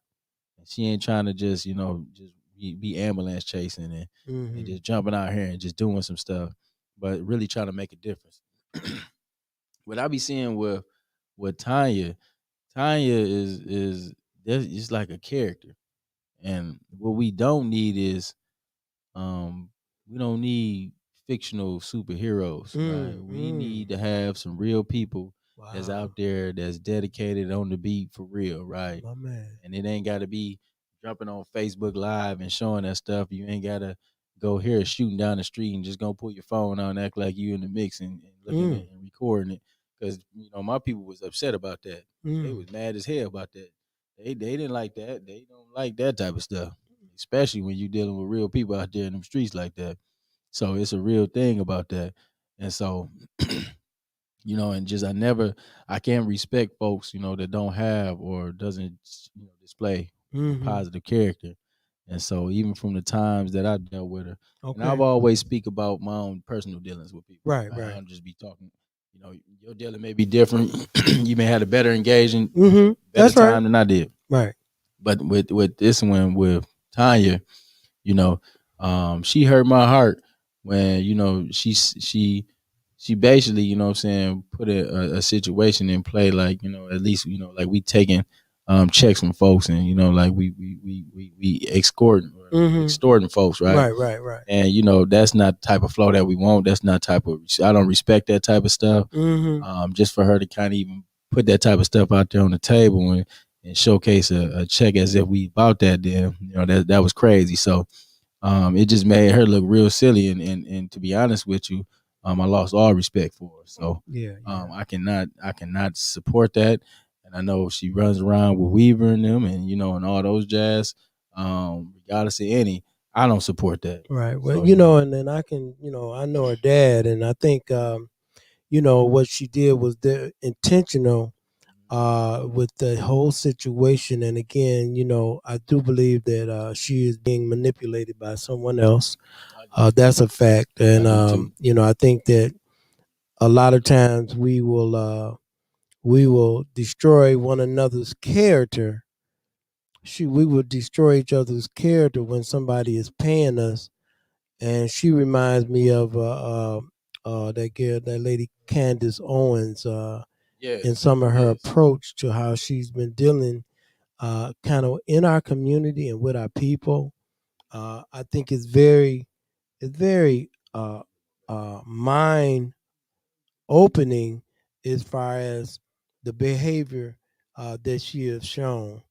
Another thing that I could add to that is when we're thinking about Miss TB, when you think about the commitment to our community, and as you said earlier, I concur with everything that you said, because that tells you a lot about a person, what they're willing to do. And this is something that's been going on for, you know, 500 years, how we can be manipulated to destroy each other if somebody pay our bag. I just think that, you know, you said before we started off, we had talked about the Panthers, and we talked a little bit about Kemet, and even in our families, at some time in our families, there's a point where we can't go any further, and we have to exile people. Yes. And sometimes they never come back. And so I think we don't need them back. No, we don't need them back. And so I think she's one of those people that there is no place in our community with for her. Yeah. She needs to go with 999 with Herman Cain and Tim Scott. Yeah. Oh, okay. Yeah. Okay. We having like 3. Oh, you okay? Here yeah. What's up, Rich? What up? What up with you? Wakanda. What's up, boy? What's up, baby? Wakanda. You Good to see see you, baby. We got Rich in the house. Rich online, man. You enjoying in? Okay. Good to see you, baby. What's up, boy? What up? What up, man? I would be. I am coming down there, Dewan. Okay. I just picked up 3 little kids. Come on now, what you doing with them kids? You said you doing what? Did you get a look at them? Can you see? Oh wow! Oh, look at you. What you got right there? What you got? I got work to do. What type of dog? What type of dogs are they? Those pits. Oh, what kind is they? Terrier mixed with red pit. Oh, look at you. Look at you, man. Nah, that was unacceptable.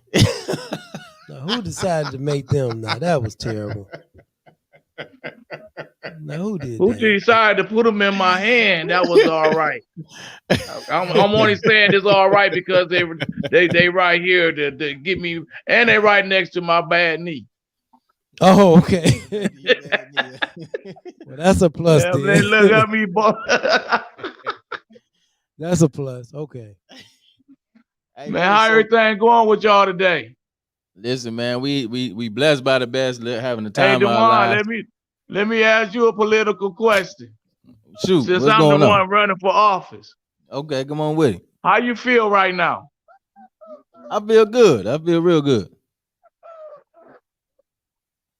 I feel better than I thought I would feel. You should. I mean, you should feel good. I think even our thing, man, I feel like we in a good place. Thank you for all the support too. Man, you know what? Hey, look. I've been going back looking over like stuff to share and stuff like that. Mm-hmm. And I'll be putting on another good day, a good day. It been all right, man. Come on now. Come on, baby. Listen, we just want to say too, man. We want to say even too from this sector, man. We definitely support you and rocking with you. I'm not sure. I couldn't hear what you said. It's a delay. Oh, I ain't saying nothing, but listen to this. Mm-hmm. This Saturday. Yeah. This Saturday the 6th. Remember what I said?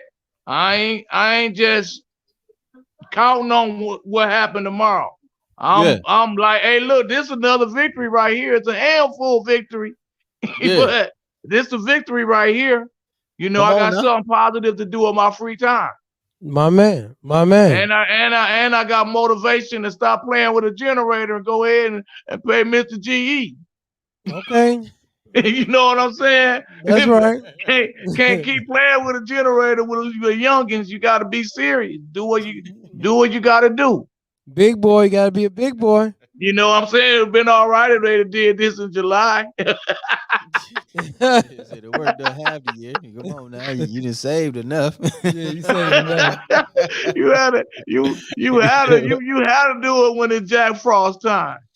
Yeah, I know all about that. So but I got 2 weeks. You know what I'm saying? I'm good. Okay. So listen, man, we had brung up the fact too. Even though y'all didn't, even though, say for instance, you working with AC and other folks in the third ward, right? We just want to encourage that y'all be some good, solid, listen, and work together, man. When I put my petitions in, mm-hmm. in the beginning, before the petition was even picked up, I told AC that it don't matter who win, we all got to work together. What was said during the campaign was said during the campaign. What was felt during the campaign felt during the campaign. And he's going to be one of the first persons that I invite to this event that I'm going to invite y'all to, that's happening on Saturday the 6th at Grace Emmanuel Church. And I also told Quincy Murphy that they don't laugh, but it's funny to me, not still, that I will give him all the nails and boards that he needs, and I will pray that he would think about more than Dewey Park when it comes to those boards and nails. I think that'll be blessed. But I will make sure that I will make sure that will happen. Yeah. Great, I know. Like I said, I don't work with both of these candidates. I know both of them. That's why I'm still in the race. That's right. Yeah. Okay. No, we respect that. We always did. Yup. I think. But it's been, like I said, I feel way. Oh yeah, when the next day we doing the Jazzy Tacos? Every Monday. Who? Okay, every Monday we doing a Jazzy Taco. Don't worry about it. I'm gonna be talking about it a whole lot after tomorrow. But we do catering and that's every Monday, which is today. Okay, well listen, man, we want to definitely support beef, chicken, steak, and turkey. We gonna support. Tell her to bring some tacos down to the building. Now, right? Y'all, okay. What y'all want to order? They get one free tonight. You say what now? They pick it up in order. I'll take it down there to them. No, bring it down. To I got y'all. I got y'all. Baby. We working. We gonna be here. I got y'all. Just bring us a little mix, a couple turkeys. Hey, this brother Roberts, man. When you mention Saturday, I want you to mention this to your network of people. St. John Community Heritage Committee is having from 2 to 5. They're having a meeting at the place on Pearson Road next to the Kennedy Center. The Kennedy right there. Oh, so that's right around the corner from my event, and an hour and an hour before. Yeah, that sounds good. They having a St. John meeting because they want to try to develop a park over there on St. John that's going to commemorate the history of that wonderful community. So definitely need you to on board and share that with other people. That's Saturday, definitely. That's Saturday from 2 to 5. And thank you, and thank you. Because we definitely going to be over at Emmanuel. I've been trying to get in touch with the group. Oh, thank okay, you. Man. Well, I send man, God is good. Well, I send you the personal info. I give it to Dewan to send you the personal, the guy that sent me the committee president phone number and everything. I send that to you too. Or when you come down, you can pick it up. Yeah. I got it upstairs. When you come down, we can get you together, man. Because actually, they actually doing some great work over there. It's three of them. What kind of tacos y'all want? I want. Hey, before y'all order up, just remember we taking donations. Okay, we got donations for you. Hey, I want. Okay. I want turkey or beef. I want turkey. I want 4 of them, and I want a lot of lettuce and tomatoes. No cheese, but I like a lot of lettuce and tomatoes. Yes, sir. No sour cream either. No sour cream. Nope. Or what about sauce? I want them in the raw. No sauce either. I want them from God. No sauce. Okay. No sauce either. Yep, a lot of lettuce. Lettuce and tomatoes. Just put we would like some turkey and turkey and beef. Turkey and beef with the cheese and the sour cream on there. That's the wine. I can't hear you, D. The wine want turkey with everything. He wants the sour cream and everything. Robert, that's your crush right there. That's my who? About a love her some Mr. Roberts. Oh, okay. Hey, Rich, man. I had to throw that in there. Hey, Rich. Hey, Rich. Make sure you go ahead and make sure you got some gloves on and wash your hands when you. Please, man. Please, man. Please. Don't be Please. We COVID free, you know. We didn't got we got 2 shots and the booster. So we superhuman now. We can go through walls, baby. Brother Robert said he got 2 shots and the booster. And the booster. Talking about I can go through some walls, man. I light up at night. Ever since I've been in the hospital, I just got me hooked on apple juice. The one in my Oh my God, y'all is funny. Man, my chest is hurting. Hey, I can't. all right, man. We gonna see you on the way down, brother Rich. Well, she cooking the shells now. Everything's gonna be hot. All right, Okay, then. let us see her. Let's see her with the gloves on. We serious about that. Yeah, she do these every Monday. Hey, sister. Okay, I'm gonna take your word for it now. Okay, we're gonna move on to this. Okay, Rich, we gonna see you. We gonna see you when you get down here. All right. Okay, yeah. I asked Mickey what he want. Just go ahead. He's not here. Just gonna get him tacos with everything. He like cheese too. You know, he a big boy. How many? Turkey. He want turkey. How many? 4. Yeah. 4 with everything on them. Yes, sir. Mm-hmm. Oh, yes, okay. Sir. All right, my brother. We'll see you in a minute now. All right. Love you, Doc. Okay. Love y'all too. All right. Love you too, bro. Okay. So. I have to go back over here. Oh, okay? Go ahead. You guys switch it.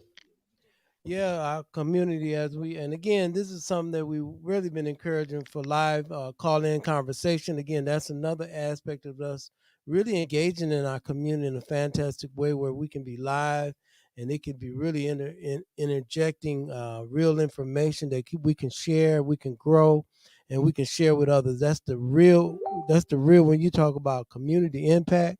That's the kind of community impact we want to have. Just like St. John having this meeting Saturday, 2 to 5. It's very important because a lot of these people, about maybe 30,000 people in Flint, are directly connected to St. John. And again, we need that kind of energy to care to get some things done. We got to stop being lazy and think somebody else going to do it. No, there is a system in place that want to knock down, destroy, and eliminate any vestige of information about black people living on St. John. And we can put a stop to that by creating a park over there that's going to do a memorial to the lives and the transition and the wonderfulness about that community. That was one of the most beautifulest community in America, in the history of America. When we talk about all the thousands and thousands of communities of people coming together, living together, building together, creating things together, and for generations really engaging and enjoying one another, celebrating one another. And those are the things that we want to make a memorial about and also learn from them where we can share with our young people before we die. We got to give these kids some tools to work with because our babies don't have no tools, man. You know, our babies are just flying blind, man. You know, you hit it right on the mark. When you talk about the secession, talking about passing and transferring information down. Yes. I wish that we did a better job with that. Yes. Just ensuring that our young people know some of the historical facts even around Flint. Just man. You know, the city. Flint alone is incredible. Right. Like, you know, we see what we see now, and I know folks may not feel the glorious or the we see the devastation and don't know, like you just said about the magnificent that this city really produced and was, man. Oh my goodness. I mean, it's all around the country, and is you know, we want to bring it back. So, but we gotta understand and know a little bit of our past. So even the St. John's neighborhood, a phenomenal place. Like when I hear like Brother Roberts and I hear Pastor Flowers and them just talk about the work that they did and when they was out there in the St. John's neighborhood, and even Miss Brenda Fluker. And just even big shout out to them keeping that energy going because they keeping that history and they passing it down. And we just need to be there to support them. And we need you young people to come on and take a bite of this apple, like Prince would say. And again, that's how we keep our legacy alive, man, because we wouldn't know anything. It's been intentional. They didn't want you to know anything about Frederick Douglass, Fannie Lou Hamer, or even when we go back to Stephen Biko. I mean, you think about that. Patrice Lumumba. I mean, it's those kind of things that we got to realize that we are in this tapestry. Yes. This human tapestry, y'all. It's a beautiful, beautiful, beautiful quilt that we are a part of, man, that we got to continue to celebrate and uplift, man. Mm-hmm. And all we got to do is, a lot of time with our children, man, it's not about an option. Right. We have to start making these babies sit down and learn some stuff, y'all. Mm-hmm. Y'all parents got to stop giving them an option, all that. Leave them alone. No, I ain't leaving you alone. Right. You're going to learn this. Right. No, and that is true. That is true. And like getting back to that village, when we was a village, everybody leaned on each other, but then also folks did like enlighten you on what was going on in the neighborhood. Like I really, miss those times, even sitting down at the elders' feet. Yeah. Just listening to the stories.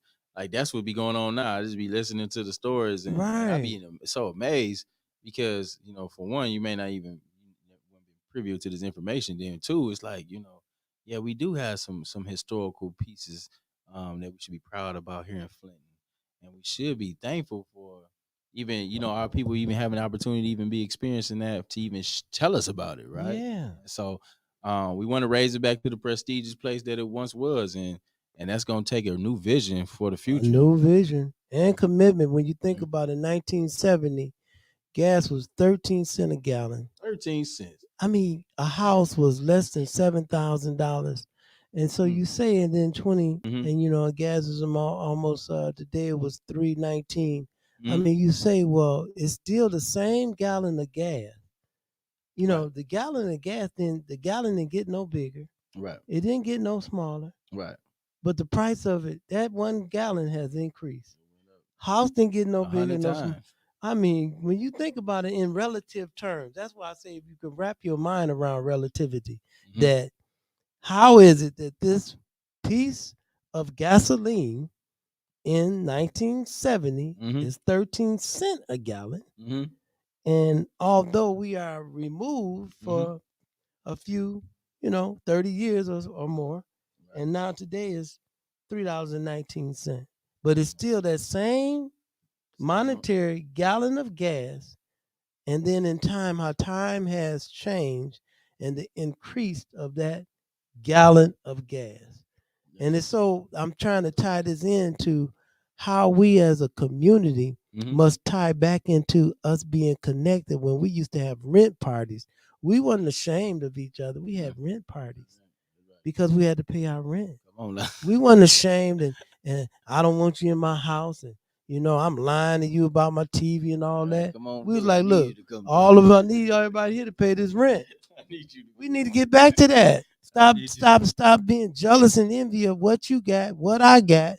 We all in this pot together. We in the matrix, man. Right. We need to either the red or the blue pill. We need to control some of this. Yeah, you absolutely right. So moving over to the 7th ward. Okay, moving on to the 7th ward, right? So for the 6th ward, we want to cement who we want to support. Right. We are supporting Sister Claudia Perkins in the house. Yay! So make some noise for the queen. And I know she's out there knocking on doors and meeting and greeting, hugging and kissing babies and getting it in. So big shout out to you, Queen, and we'll be looking forward to seeing you soon. Now moving towards the 7th ward. Yes, sir. So we got 3 picks going on in the 7th. We got, of course, we got the write-in, Lakeisha Turo. Right. I see her been activated on the chat. Galloway. Then we got Monica Galloway, who is the incumbent. Right. And you also have Allie Heiser or something. Allie H. Allie H. Yeah. So we want to see what type of response are we getting from the comments. I'm seeing Monica. I'm seeing Judy done popped up. What's up, Judy? What's up, Jude? Did you see the pick for the 4th? Definitely Cliff is he's making waves out there. Get with him. He's bubbling up. Yeah. So we talking 7th ward activities, and we'll do a rehash over everything once we wrap them up.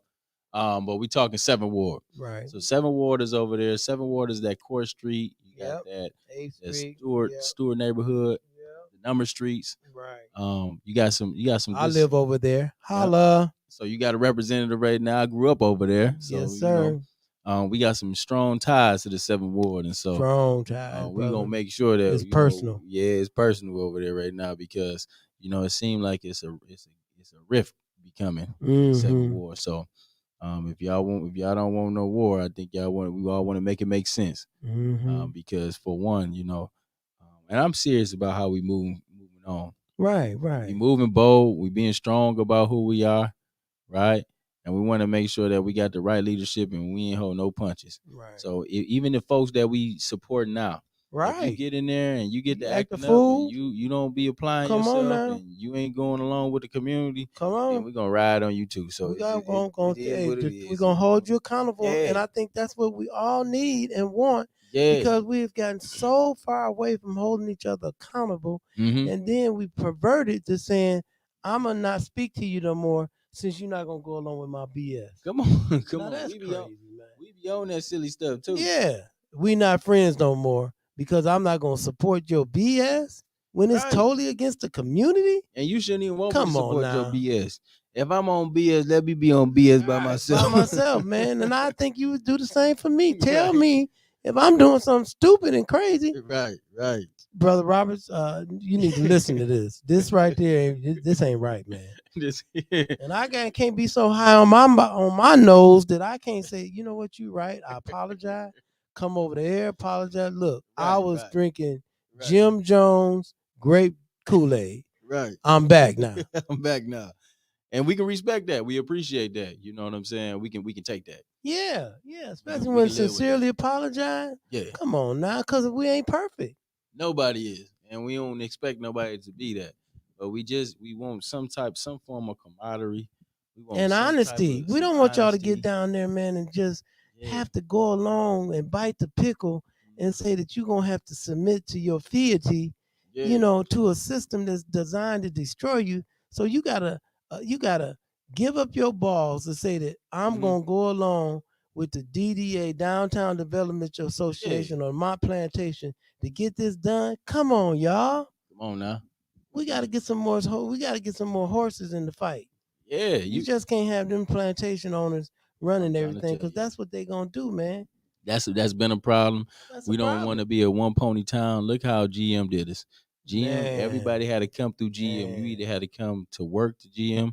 You either got your house, you got your house mortgaged through GM. You got your insurance through GM. Your car from GM. Come on now, plantation. Get your grants and dollars from GM. Plantation. As far as community organizing go. And they wouldn't give you a loan for no business.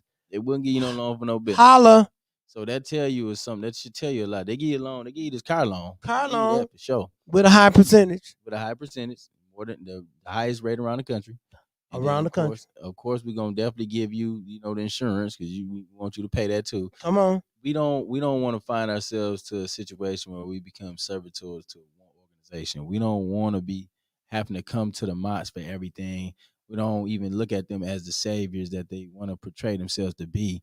That's not where we at. You know what I mean? We need Kellogg in here. We need the Skillman Foundation. Come on, man. We need Black Lives Matter Gold. Jay-Z in here, up in here. Come on now. We need all those type. We need Colin Kaepernick. Yeah. You know what I'm saying? We need all that vibe. Even Kanye crazy self. We need Kanye, right?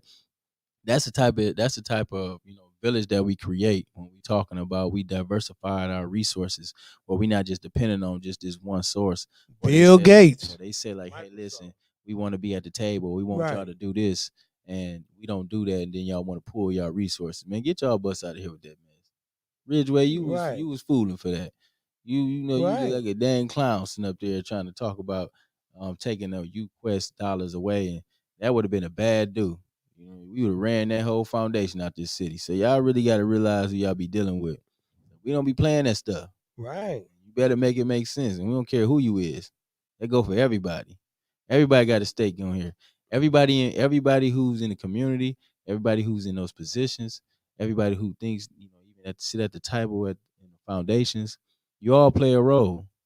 And so as the community, we're going to make sure that the accountability role is being played. Because when you say that, we all going to die. We can choose how to live, guys. We all are going to die. So let's really understand that, because we can choose how to live, and none of us are perfect, man. We got to sharpen each other and not hate and be and demise each other because I may say something wrong or misunderstand something. And then when we correct each other in a loving manner, Yes. then that's how we build, and nobody can break our bonds, man. Oh, no. Because it always is the weakest link that they want to attack, Always. man. And they always looking for that weak one. Yeah, so I look in the mirror and I'm so disgusted with the way that I look. You know what I mean? My breath stink. All this stuff is going on in me. You know what I mean? You're supposed to tell me, Brother Roberts. You need to clean some stuff up, man. Real talk, man. I want you to do that. I don't want you walking around breath stinking. I'm looking crazy. I want y'all to tell me, Brother Robert, go back home. You ain't right yet, man. No, real talk, man. You ain't lying. Had me out here raggedy. If you love me. Yeah, you right. You right. Nah, because we let each other walk around boogers in each other's nose. Yeah, man. I ain't gonna say nothing. No, we don't want to be like that. And if we see our brother falling or slipping, man, let's make sure we be there to lift him up, man. And that's what it is, and it's the way that we do that. All right. So back to the 7th Ward. Yeah, we definitely understand that we have the incumbent Ms. Galloway again has shown herself to starting to listen. She too has grown a little bit. She was a little rough around the edges. Right. And I think that she's someone that we can continue to work with and to build some camaraderie with and really to get some things done, Yeah. All of the council members, again, I really would hope that you guys would start thinking outside the box and going to Washington, D.C. and start putting together some action items to really heal the community with some dollars to the community and stop believing in this mindset that you can't bring Pacific dollars to the black community. It's got to have some vanilla in it, or it's got to have a cut on it to make sure it's accepted by the white system. You know what I mean? Well, these dollars can't just go for black people. That's what's going on now. They're saying nothing can happen in our community specifically for black people. It's got to be diluted when there's a real serious black issue. Very serious issue. And for those funders who don't want to see the word black or marginalized population or urban community in those proposals, that's another form of whitewashing. Like we don't want to talk about the real issues. We don't want to name, hey, we don't want to be specifically doing something for black people. Nah, in all actuality, man, we really be happy to make sure that we do stuff for certain groups of people. Because when we say all, we all know that doesn't include everybody. And so we got to be very direct and very clear. So, we want to definitely make sure that, we be solid about who we represent and who we supporting, in our community. We want to make sure that we get those dollars and that support to be able to impact the work that we do. Right? Yeah, right. Because how can other ethnic groups of people, they get money and mess it up and get more money, but then when black people get money and mess it up, then they want to trust us with no money no more. You black people can't be trusted with money, and then we run and we just go crazy because, some other black person messed the money up. Now the funders, my plantation or whoever don't want to donate money to any black person because there are a lot of black people that are different and not screw up money and need an opportunity. So it should be an opportunity where we can directly affect some things that we're already doing, not guessing about doing, doing with no money. Come on now. And you know what? That's what? Real, man. Brother Rob, we, as far as when we talk about black people, when we talk about us, we've been doing stuff with nothing for a long time. I'm telling you, man. When you talk about Big Mama, we used to be in the kitchen, ain't nothing up in there. But I know that we ate a full course meal. Full course meal, man. Like we was down there at 51 Bistro somewhere. But that's the type of thing when we was always good at making something out of nothing. So just think about it when we got the resources to make a whole lot. And now you think about that when back in the day, as you say about Big Mama and Granddaddy, they would really get kids, wasn't even biologically theirs, and raise them. Yeah. Didn't miss a beat. We needed now that. We don't even speak to our own family members. Yeah, I don't know what's going on with this new age stuff. We seem to have like little rivalries or, we can't get along. But even back in the day, they was having these same problems and issues, but they knew how to work alongside. Like Like even during the days of slavery, we was closer together, right? Because we had to depend on each other, right? We was all we had. So when we all we have, and I got to depend on you, and you got to depend on me, then I'm gonna make sure that we gonna win because for one, in the individual sense, I'm trying to win. So my success depending on your success. It's all tied in together. So that's how we got to look at this community. Like we have to be like all in. Like yeah, we got to be putting our work in. Yeah, we got to be donating towards our own causes. Yeah, we got to be willing to go ahead and support somebody's issues and initiatives that ain't my own.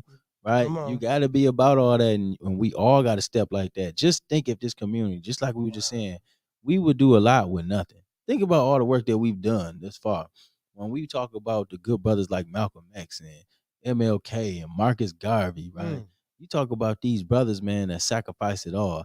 Just think about if it was another 100,000, 1,000,000 brothers that stood up just like Marcus Garvey when it was that time, back in those times when folks was complacent, folks was content with the crumbs, right? We content with the crumbs now, but just think if we wanted that whole loaf, man. We wanted a whole loaf, and we wanted to create it to be able to cut some slices for everybody in the area, man. You know what type of flow that we'd get. Ooh, and that's where we ain't even actualized that. We ain't even seen that yet. Nope. We got a few sprinkles of folks that's out here doing good. Beautiful. A few of our basketball players and football players and our rappers is doing very well. In entertainment, they doing phenomenally well, right? Phenomenally But well. then also you got folks that's out there on the day-to-day grind that's really looking for, it ain't about them getting ahead. They trying to make a difference for everybody so we all ahead. Yeah, right. That's when we really actualize our blackness. That's when we actualize ourselves, the kingdom. Like our ancestors is waiting on us for the day to see us to rise above all this madness that we come from. Yes. Like they are looking at it. And like on the cuff, we very close. We gotta give it to us. We are moving. And I gotta give love to our people. I'm so proud of us. Me too. Doing all the nonsense that we do. Me too, man. And all the setbacks, all the setups, all the setups, the policy, the outline, and the gerrymandering, the disrespect. You know what I'm saying? The unfair housing, right? Man. You know what I mean? Can't get a business loan or a school loan. Like unfair healthcare, healthcare, the discrepancies in healthcare. Food. It's like, the social determinants of health. It's like the food. They putting certain type of food in geographical areas. Yes. That's really populated by black folks. So these type of stuff, we be fighting this all day long. It's more than in our face oppression. It's more than somebody calling us a nigger.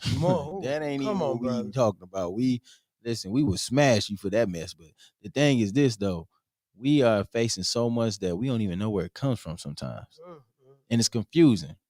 Because in a ball of confusion, that's when they're able to go ahead and get things passed.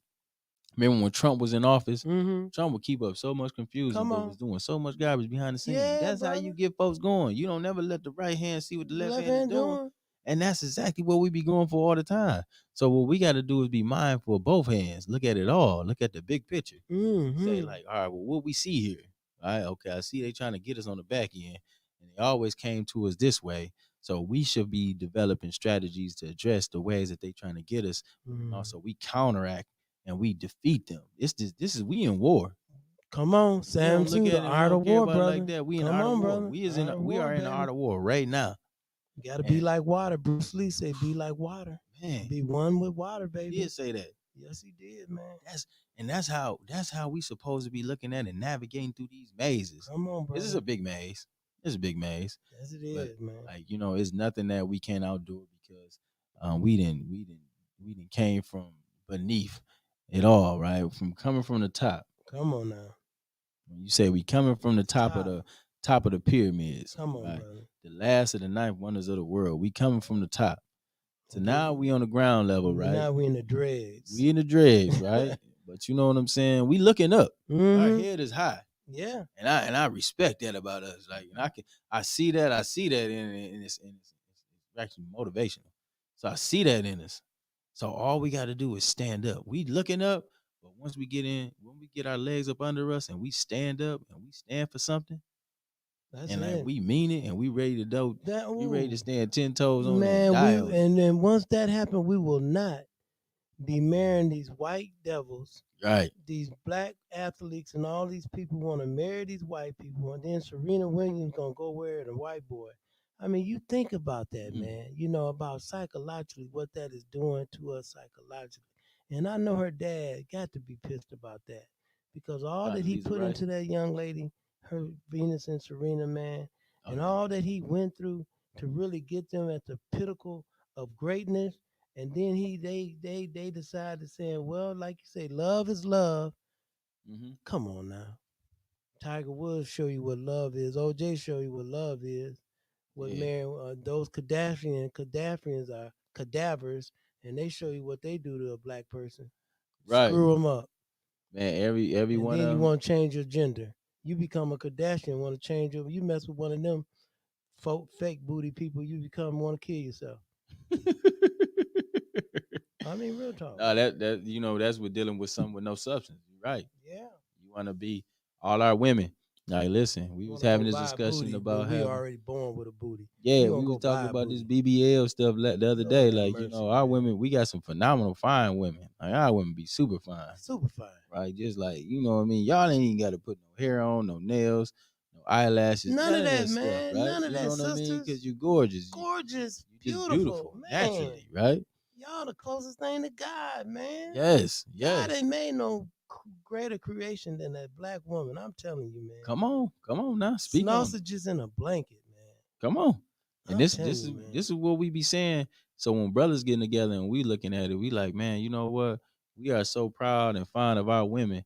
And you know, sometimes, you know, we don't show it in the best ways, but you got to understand that we respect you, we love you, we value, we cherish you, right? Man, We come really. from women, right? We And come from forgive us, phenomenal black really women. forgive us for our, because we have done some dumb stuff as black men. I give it to you. It's our I give fault. it to You know, we have not been responsible or taken our rightful leadership. Mhm. It is no excuse, even though we've been beat down for centuries. That Our played a black part. women are tired for caring, protecting us, looking out for us, and doing all they can.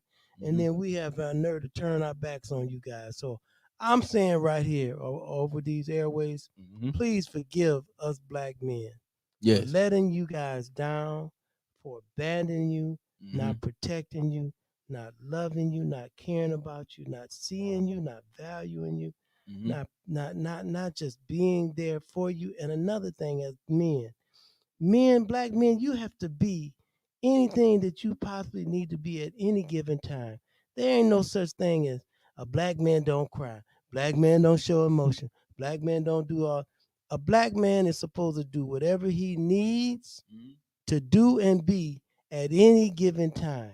There's no one definition for it. Don't never let nobody tell you a black man is one dimensional.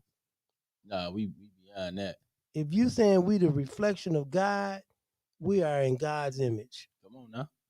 Come on, and I second that too, man. You know, with our women, you know, from moms to grandmas to aunties, right, girlfriends, and you know what? I think y'all deserve the world, and a lot of times we fall short because we be distracted by different worldly things in life, and we don't know who we we are. don't know who Come we on. are sometimes, and sometimes it take effect on how we treat and deal with our women. So Yes. we do want to just make sure that y'all understand that we love and respect y'all. And we appreciate y'all. We appreciate the contributions. You talk about all the historical women from the movement from the past. Yes. They was the backbones of this. You might hear Come on, about Martin man. Luther King. You might hear about Malcolm X. Right. But you know, it's the women that played a part in this that kept everything going. They allowed us to be out there to step strong and big step out there on the front line. They took care of the babies on the back end because we was out there in the world trying to get it in. So those you know sisters what? down there in Haiti. Haiti, come on now. Yeah, y'all mean everything to us, and we just got to show more appreciation to y'all. We got to keep on letting y'all stand on our backs and our necks and shoulders. Yes, yes. Because y'all deserve every pedestal that we can put on top of our bodies, right? That's For y'all to stand man. high on. So we really cherish you, and we really do mean from the heart, you know. And so we'll be doing better things in better ways to show our appreciation for our women. And one way we're going to be better as men, we're going to help and start holding each other accountable and teaching us, man. We ain't going to be coming at you guys with this game and player bull jive, you know, because they want to try to define thug and gangster and all that. When all that is just a setup for the illusion. All that is garbage, man. You know, because we are the substance of, again, we come from the universe, man. We're connected to the universe. Come on now. When you think about a note that's played in A, G, or A minor, that's us. That vibration is us, man. When you think about Wes Montgomery, Miles Davis, Prince, Come on. that's us, man. Come on That's now. us collectively, man. And we got to really embrace it and stop Man. running. You know, we so ashamed and so afraid to be vulnerable. Man. Yeah, you man. know what I'm saying? We don't show emotion. We don't want to. No. We think that That's stuff why is we weak. screwed up. Yeah, you know what? So homophobic, man. Right, Again, man. there's some femininity in all of us, but it's proportionally. Again, God has given us all of that. Again, we are everything we need to be, man. And we don't have to go overboard and pervert it because, again, we have to be nurturing. Come on, man. Man's supposed to be anything he needs to be at any given time. Come on. And ain't got nothing to do with gayism. I ain't hating on LGBT, trans, all that. We ain't going that here. Ain't gonna be no Dave Chappelle moment. Cause they listen, everybody came through the birth canal. You ain't came no other way. Come on now. Drop the mic. Come on. Now holler at me on that. I got to respect that, man. I stand on that, man. I respect everybody and how they do their thing. I don't know friends, lifestyles over lifestyles, right? But I do live by a moral system of value, and I do have that moral compass. So, you got to respect that too. Right. A lot of times, we be having to. You got to make it make sense for everybody. Right. But then at the same time, don't force the issue on folks, who live by a code. And so that's some real stuff, man. And live and die off that one. So it is what it is. So I want to get to this. Now we at the A4. We yeah, Miss Galloway. Yeah, we going with so in the 7th ward. I know we didn't had a conversation. We done went to 7th ward. So we got Lakeisha Turo, we got Monica Galloway, and we got Allie H. So Allie H, I'm just not sold on Allie. I don't know what she got going on. I haven't, had a chance to connect with her. I really don't understand. With housing or something? She was with the Flint housing, but it was I never had a real conversation dialogue about city representation. Okay. But then at the same time, I've been kind of doing some looks and seeing some stuff going on what they've been putting out. And then I did watch the debate with her and Monica. I don't think that she fared very well against Monica. I think Monica really tore her up really. And I have to kind of go with that sound mind right now when you talk about with finance. It's important. It's very important. It's crucial. It's my most critical Especially piece. being transparent. Oh my gosh. So we definitely need that. We need to be able to count our dollars, making sure we're doing our checks and balances, we ensuring that we are appropriating dollars in the right buckets. Those things matter. So you have to have that personal piece. Monica exemplifies that, and she does that. And I had to go with that. Now I would say this. I know me and Monica always we have conversations, and sometimes I walk away with scratching my head on some things, right? But nevertheless.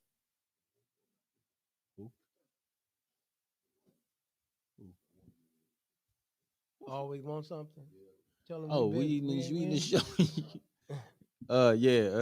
So you know what I'm saying? We got to go with what we know. We got to go with folks who have a plan. Put the work in. Who put the work in. That's the best way to put it, right? Yeah, I think Allie, I think somebody is putting her up to this, and I'm not sure if this is something that she want to get into, but and then for Miss Allie and all the other Toro, if they get on board and help where they can, the community. That's what we want to see. That's what just because you don't get elected, we need to see what else you're gonna do. And we're calling all you people to be part of some solutions. We down here got some work for you guys to do. If you don't have nothing to do, come see us. Come on, we welcome you, Allie. We welcome see you. us. You come on down, Joe. Come see us, guys. You can Kate. Kate, we even opened up the door for you, Kate and Judy. Big shout out to Judy. Judy was in the chat. She definitely she connected with Eastside Cliff. Okay. So, that's a good thing. That's a good thing. I think that's a start. You, Judy. We might have to talk with you on that one. I think so, Judy. I think so. I love that. Curtis Mayfield would say yes. Keep on pushing. I'm trying to tell you. But in this sense right here, and then I know Keisha's putting a big fight out there, and she's doing the work, and she's definitely making a name. The thing, I think that maybe if you and Monica can have a conversation to see like, hey, how can we cross signals in what we're doing and the work that we got going on, and what can we do together? And I think you two can really be some phenomenal women for the 7th ward. I see y'all two as a strong tag team tandem. And I really would love to see the outcome of something beautiful with you, with the both of you. Right. And Monica, take her with you, take her under the wing, like show her, however y'all want to do it, partner with each other, show her what you have been doing these past, your past, years in exceeding and what you got going on and what you like to do in the future, and then maybe Keisha can enlighten on things that she would like to do and make happen on the future. And then we can definitely get you guys where you guys can be engaged in, some activities with our women at the schools, in the school system. So all those things are very, very important that you guys could really get involved in doing some stuff that could really touch the lives of many young people in our efforts in our community that could really, really, y'all leadership could really show these young ladies what it means to be a young lady, what it really means to hold yourself and to behave in a manner that many of our young ladies don't have a clue. So they need women like yourself, man, that's going to be, hands on, that's going to be really, really solid in helping them understand what it means to be a young lady and grow in that area. So it's very important. So that's what we're going with in the 7th ward is Dr. Galloway. So that's very, very important, and we're just happy about that. So yay, Dr. Galloway! Shout out to Dr. Galloway. Yeah. Hey, we got brother Rich came down here with his critters. He got some German shepherds, some lions, and some tigers, and some food. And some food, man. Appreciate brother Rich. Deal for a minute. Oh, look at him. Oh man, Look at him. that's a donation. Look at him. Look at that, man. He brought down pretty dog too. Man, that dog is pretty. I didn't know it looked like that. Man, that's a beautiful looking dog. Man. Listen, we had to pair him with Eastside Cliff. Get some activity on the east side. Hey, you didn't see Judy jumped in and she been working with Eastside Cliff. Yeah, she been working on the 4th ward with Eastside. Man, I see we was on the 7th ward pick. Yeah, we through with 7th ward. Now we at the 8th. Yeah. But thanks again. Thanks again, Rich, for the tacos. If y'all want to shop with Rich and get tacos, they be doing them. They do them on Mondays. Okay, but you got a flyer or something? Okay, man, y'all come put an order in with Brother Rich. Get some tacos. Yeah, y'all come on and shop with Rich. Get him some you got tacos, different activities. Okay. That's a girl. Okay, moving on. I see you, Jaleel, man. What you got, Jaleel, man? Jaleel said, why do these Jaleel, are you available to come on? Because I see you dropping these comments, man. I'm gonna have to pull you up, man. What's going on?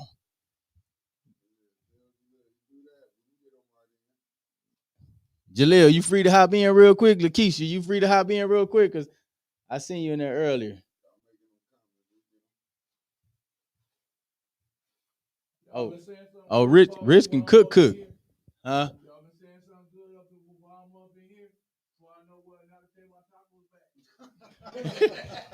Rich said we don't vote right him in. He gonna take his tacos back. No, Rich, we definitely rocking with you, man. We gonna strategize on this. And so look, hold on, come here, Rich. Okay, so we was talking earlier about how Rich and AC and just in general, folks need to work together. So if you don't win, Rich, are you willing to work with AC? I'm willing to work with everybody. If I do win, I'm willing to work with AC. If he do win, whatever time of the day it is, it's all it's all about making Flint better. Right. That's good. Huh?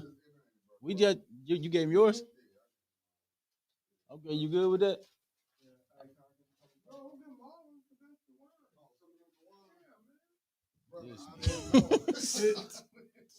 Yeah, that's how they do. I'm up here having a heart attack. So,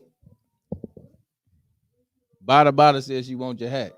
She want my hat? Yes, you want your hat. Man, you know what? I think I gotta get a whole bunch of these because I had an all blue one on yesterday, and I don't got that no more.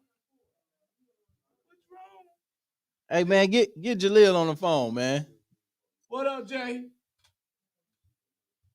I got.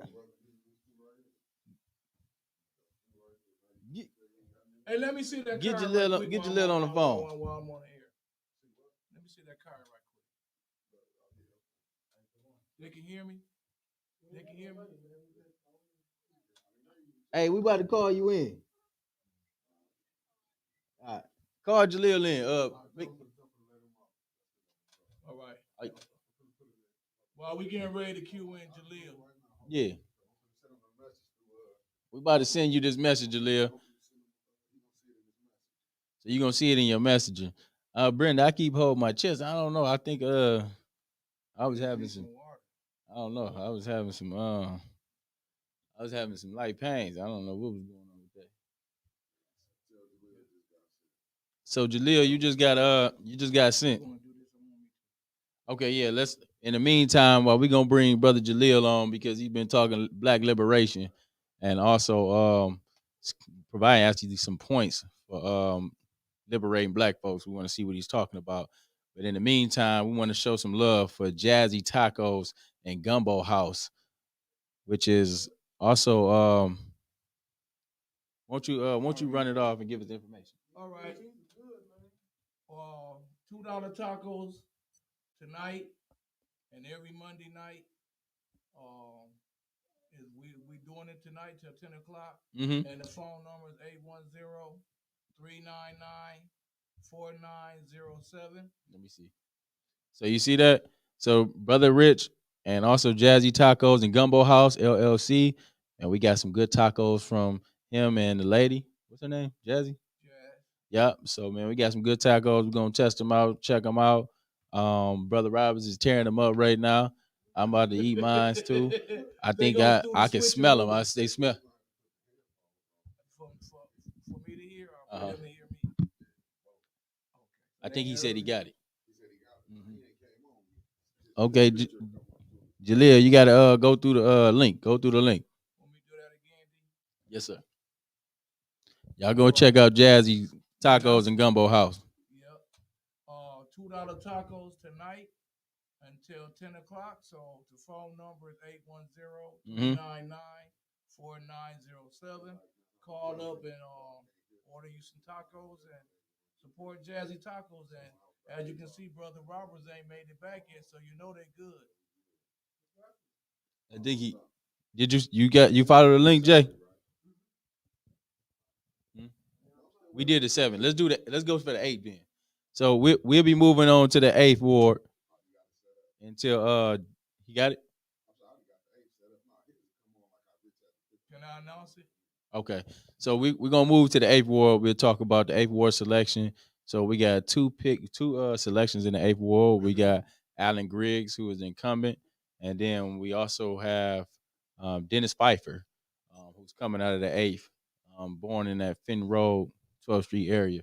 What you know about the two? Give us your thoughts on Alan Griggs. Alan Griggs. I can say this: he had a couple of good votes. Can you hear him? But when it comes to this election, I want to see Pfeiffer win. So we'll just leave it at that one. Being that tomorrow's election day, we don't want to say too much, but we need to say how we feel, and how I feel is, Pfeiffer. Yeah, I got to say this, man. I think Alan Griggs is a disgrace to the good folks in the 8th ward. I don't think that he has a vision for those folks in the 8th ward. I think that he's a follower, and he's not a man that stand up on his own too. And so I have to be very direct. And when I say that, like, I don't respect that stuff. When you can't make a decision based on your own cognizance, or you can do something that's going to be beneficial for other folks other than yourself, then I lose all type of respect for you. And so I don't respect Alan Griggs, and I don't even think that he stays in the 8th Ward. And I heard a lot of that too. A whole lot. Yeah. And matter of fact, he even admitted it. Yeah, he did. The silly mug admitted it during it was during the hearing. Okay, let's bring Jay in, man. Bring Jay in real quick. Okay, y'all hold on. We got Jay in the house. What's up, boy? What's up, Richie Rich? Yeah. What up with you, J Money? You all right? Yes, sir. Yes, sir. Richie Rich. Yeah. I see y'all moving up in the world. Y'all able to splice people in. Man, forget all that, man. What you talking about on the chat, man? I'm talking about the program of the Most Honorable Elijah Muhammad that's been around for 90 years that has the blueprint for economics, blueprint for schools, hospitals, owning our own business. You don't have to be a member of the nation. You ain't got to join the nation. Just take the information and put it to work. Take it and put it to work. You don't even have to be related to the nation to use it. It's available and free. And the program been used by thousands of groups who take bits and pieces and put it in their programs, but nobody pushes the program and really try to use it. Okay, and so what's some of the points out the program? I seen you itemize some of the points. Yep, they on the back of the Final Call newspaper. So one of the points is the Most Honorable Elijah Muhammad said, buy farmland and produce your own food. That way, you know how your food is grown. You know if it's organic. You know how you made it. So you don't have to worry about the chemicals and all that from the other farmers' food being in your food. He say, build your own schools and teach your own people. Now, we got schools throughout the country. We have schools called Muhammad Universities. We got them all over the country. If you mandated to take the vaccine and you don't want to take it, and they say your children can't go to school if they don't take it, then you're going to be forced to homeschool and school your own if you don't want to take the vaccine. So really what's going on in the country is forcing black and brown people to do for themselves. Whether we want to or not, it's going to force us to, because we're going to get put in a position where we're going to have to go for ourselves, or we just going to suffer and die. Okay. Jalil. Yes, sir. Can I ask you, do you think that's what it's coming to far as mandatory vaccination? Yep. It's finna be a civil war between the vaccinated and the unvaccinated. The country is setting up, they setting it up where people vaccinated gonna be feeling like Abel, Cain, you know the story of Cain and Abel. They're gonna be feeling like Cain, and the unvaccinated gonna be like Abel. And Cain gonna slay Abel because God didn't take his sacrifice. His wasn't accepted, one was. So you're gonna start with the vaccinated versus unvaccinated, but it's gonna morph into a racial war. It's gonna morph. It's gonna start with vaccinated, unvaccinated, then it's gonna morph into a race war. It's coming. We can't avoid it. Ain't no use of being scared. It's gonna happen. It's already being set up and put in the atmosphere to go down. You just got to figure out what side you're gonna be on and what you're gonna do with it. Now, when it go down, don't be wearing that Easter Bunny suit out there on the field. Now, I heard it's gonna get real out here, baby. It's gonna be a lot of blood. I heard yesterday you was dressed as Ridgeway White for Halloween. That's a low blow. Hey, Ridgeway would never look this good, man. Right. All I had to do was go bald and put on some paint. You wrong for that one. Come on, man. No, that's it. Hey, but look, I got But look, we got all the people we need to go for ourselves. We got enough scholars in schools to put together our own schools. We got enough engineers to become industrialized and for ourselves. We got enough people who know how to deal. We can set up our own judicial system, our own set of laws to govern ourselves. Or we could separate from this country, but still live in the country legally. It's people that do it. Go study the Moorish Science Temple of America.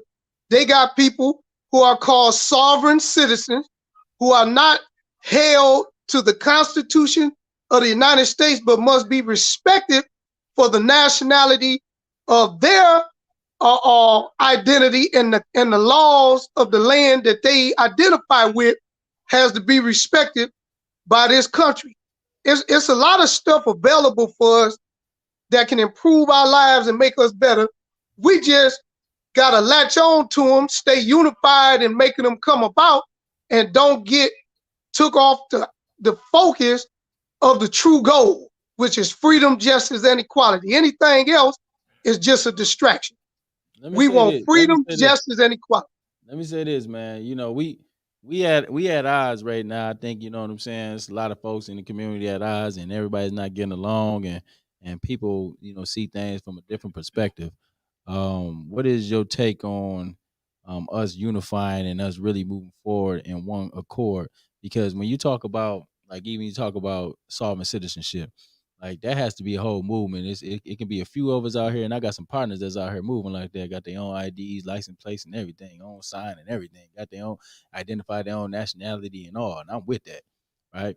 But then sometimes, you know, you get caught up in the rat race, like you, if you go that route, and you have to be self-sustaining and independent enough to be able to apply yourself and live out here, and really, you know how to write the bonds, and you know, really kind of actualize your life. So a lot of folks may not understand that, or even know, you know, even the process of doing that, of filing a lien on your Social Security, breaking the contracts with your birth certificate and your driver's license, all those contracts, because this is a system. And we just talked about this earlier. This is a system we find ourselves under.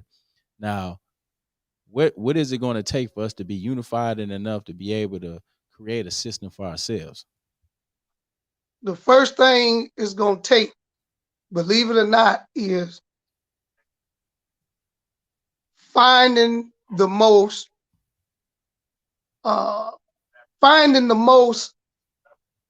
simplest form of what we all got in common that we can link up on, and then building from there. Right now, the reason we all over the place and can't unify is because you got one group, they focus is on children. You got another group, they focus is on politics. You got another group, they focus is on fighting against the powers that be with all the money.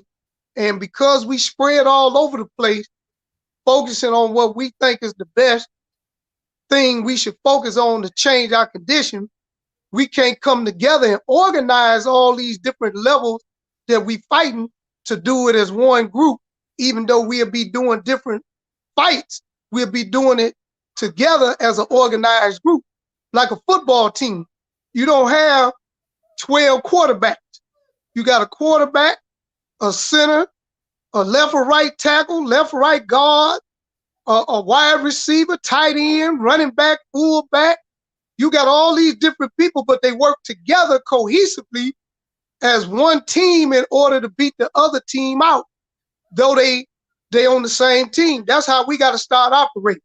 So if Black Lives Matter, biggest thing is systemic racism, police brutality, then we have to be organized and unified with them to make sure they got the support to fight that portion of our fight, and then they stick to that portion. Then if you got another group who fight against the Ridgeway Whites, the Field Schultz, the DuPonts, and all these people with money, then we supporting back them, but their main focus is to stay on that fight so that they can win out in that area, but we do it all together as one. That's what I believe the beginning would take to manifest it, and we have to put away emotions. We have to If we get angry, we need to explain our anger instead of express our anger. If we explain why we angry, we can come up with solutions rather than argue. But Jaleel, that sounds very good, but the truth of the matter is, it's just a lot of evil. And how can you mix evil with good? I'm trying to be nice, but I'm being very honest. It's just a lot of evil. I mean, like, it's like flat out, you know it's evil when you think of it. You know it's evil when you say it. You know it's evil when you implement it, and you don't care what the people feel. You got those kind of people. How can you get those kind of people to work with people like Black Lives Matter? They'll just keep it real. Some of their actions that DeJuan tried to do, people blocked it. Oh yeah. Well, you don't want to. But listen, Rich, you don't want to work with people that's evil. You want to shun people that's evil. But what happens is, it's the way we handle evil people that takes us off the focus of our goal that we trying to get to freedom, justice, and equality. Because we allow the sellout, the boule gatekeepers, and all these people who ain't really for us, they for themselves. We'll get so focused on fighting them that the real fight get lost. And the real enemy continue to progress while we continue to go backwards, and they sit back and laugh at us while we dealing with this person that's just in the way, but they ain't really got no power, no juice. The best way to deal with a hater and an evil person is to shun them and pay them no attention. If they talk, you don't hear. If they come around, you go somewhere else. If you shun the devil, he'll flee from you. You know, I gotta chime in on that, man. Listen, man, sometimes you gotta get those collaborators out the way, because that's what really kind of keep us back. So we moving forward on a mission, and we got them same folks, them same haters that's behind us, just tripping us up, grabbing us by our heels, and don't want us to move forward. We have to continue to stay focused on moving forward, but we got to deal with them on the back end, and that's where, you know, we kind of let that thing go while we allow them to operate. Yeah, we shun them, but then also we have to go in and we have to really deal with them to the fact that we punish them. Right? When you think about 1804, back when Jean-Jacques Dessalines was out here in Haiti, when he was fighting off the French Revolution and beat them twice at their own game, you know, the first thing first, they had to eliminate all the collaborators. Same thing when you talk about Harriet Tubman. She had to kill off everybody who didn't want to go back or who didn't want to go further on the trail, right? Because they knew the plan. And so they would have went back, got back over there to the plantation, went with Master and told them everything. And then the dogs and all that other stuff would have been coming to go get our folks. And some of them would have not made it. So in some actuality, we do have to deal with our own. We cannot allow folks just to move frivolously and just be lying and just be out here faking and shaking and thinking we're going to be cool with it. Because that ain't going to work. I agree with you. I ain't even going to. Listen, I agree with you. You know, I agree with you on that. However, the issue is those of us who will be implementing that punishment and dealing with them, we have to be unified and strong enough to be able to do it.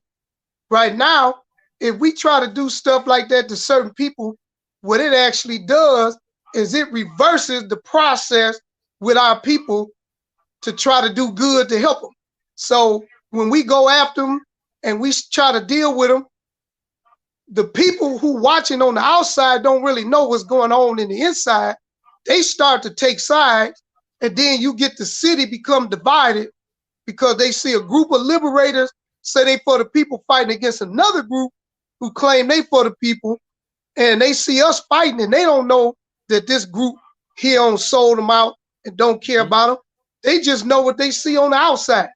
And now they get divided and take sides, and we can't even move and do what we need to do because a lot of our people is upset with us because they think we creating issues with another group that claim they trying to help them too.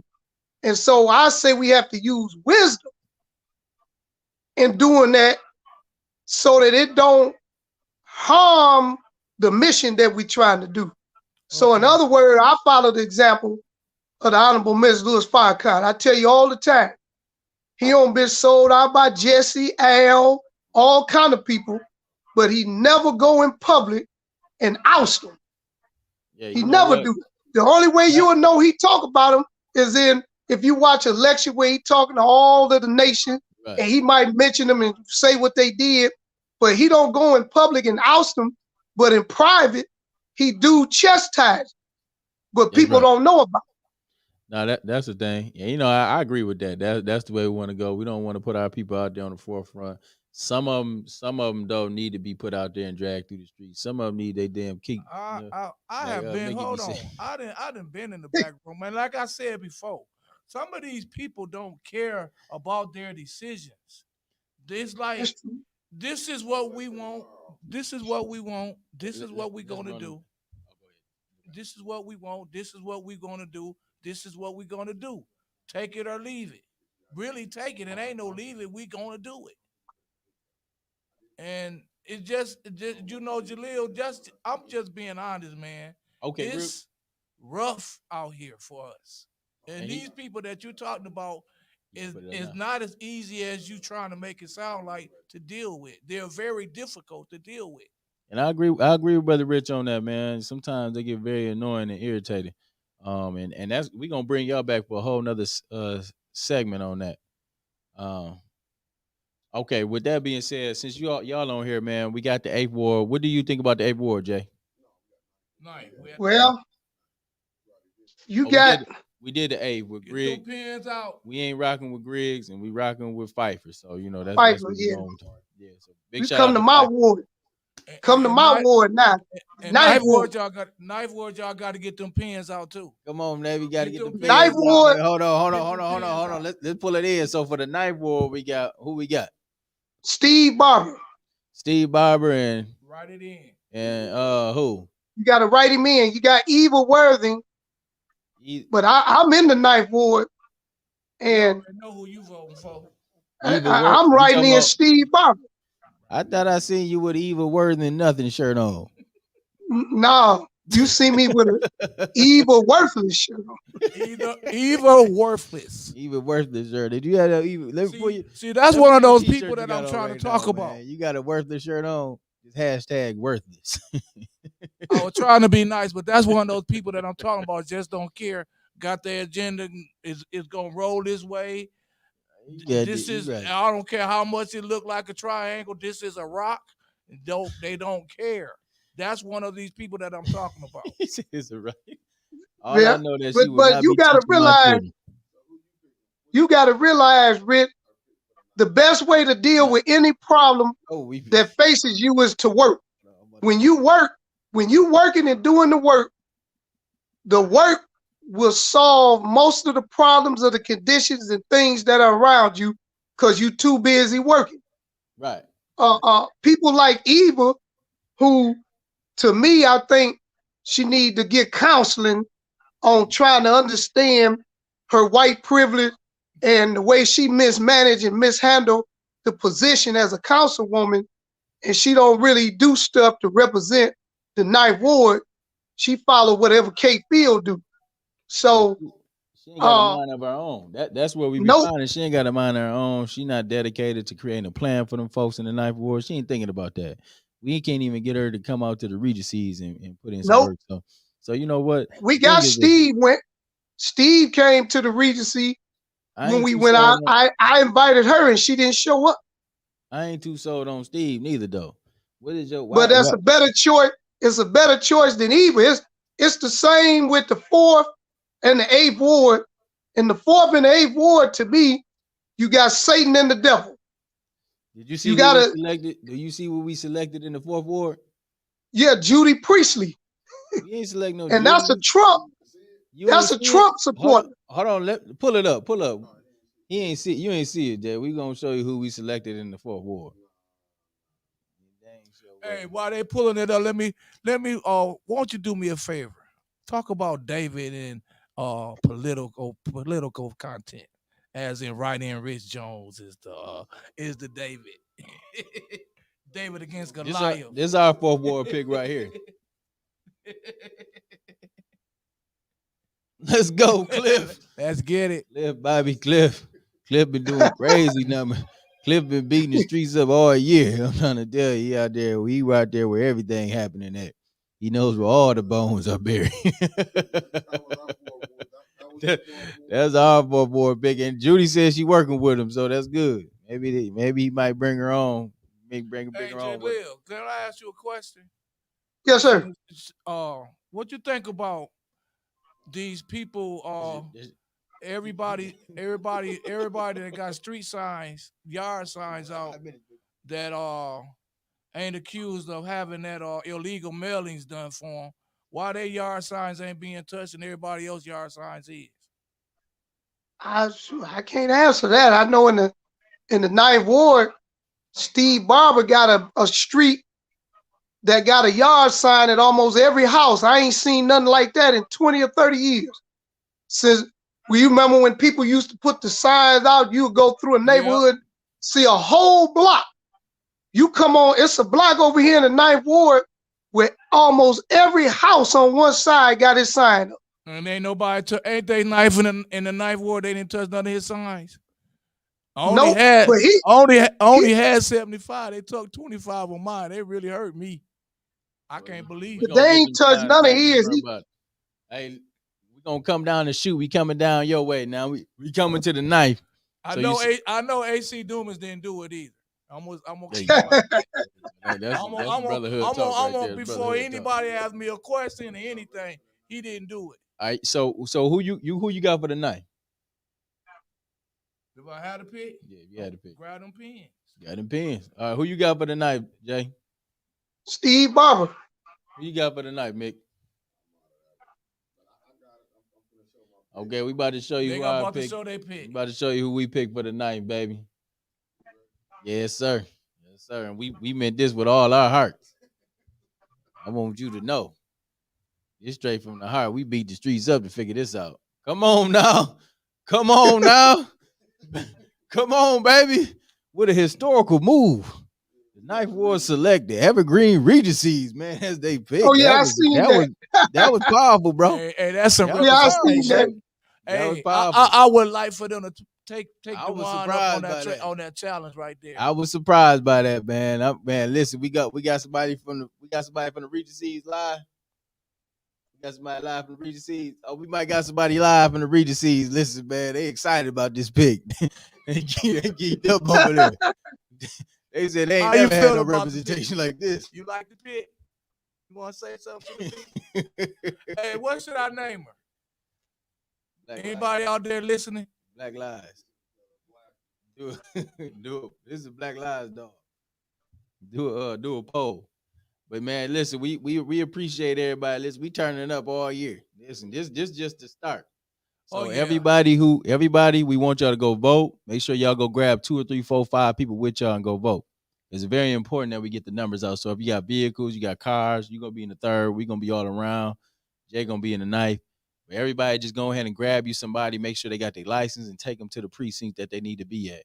Because we need to make sure we need more than a 10% voter turnout. We got about 75,000 eligible voters here in Flint. So we want to make sure that everybody count. Everybody get a chance to get in that line and support and have their voice heard. Because at the end of the day, it's going to take everybody. If you are confused, it's michigan.gov/vote. Michigan.gov/vote. Pull in there, it'll tell you where you're polling. Now listen, if you can't find your ID, still pull in there, find your poll, you can still vote. You just had to sign an affidavit or something, but you can still vote. Bring your pens out. In the 9th Ward is Freeman Elementary is the 57th, 60, and 61st precinct. And then Nethercutt Elementary is the rest of them. So everybody, we're going to be doing a live remote. We're going to be doing a live showcase of the election. So it's going to be election 2020. Hey, and I don't have no viewing party. So wherever you all see them, y'all going to see me after 8 o'clock. Let's go. Let's get it. We're going to be pulling up in every ward at all the precincts. We're going to be chopping it up with voters. We're going to be talking with people. We got hot cocoa. We want to make sure everybody tight. I know they try to outline us, didn't want us to bring no food for people standing in line. But you got to watch them suckers. So listen, but the thing is this for sure. We want to make sure that we are out here. We want to make sure everybody has the opportunity to vote. So we're going to be moving around in vans and just ensuring that people out there getting to it. And so if you need to know what let me precinct you're voting in, you got to go to michigan.gov/vote. And we will be having those green sheets out there. Those green sheets is to protect your rightful vote. Y'all know they getting ready to try to hiding the requirements to vote absentee and limit your voting spot. Stop biting my thumb.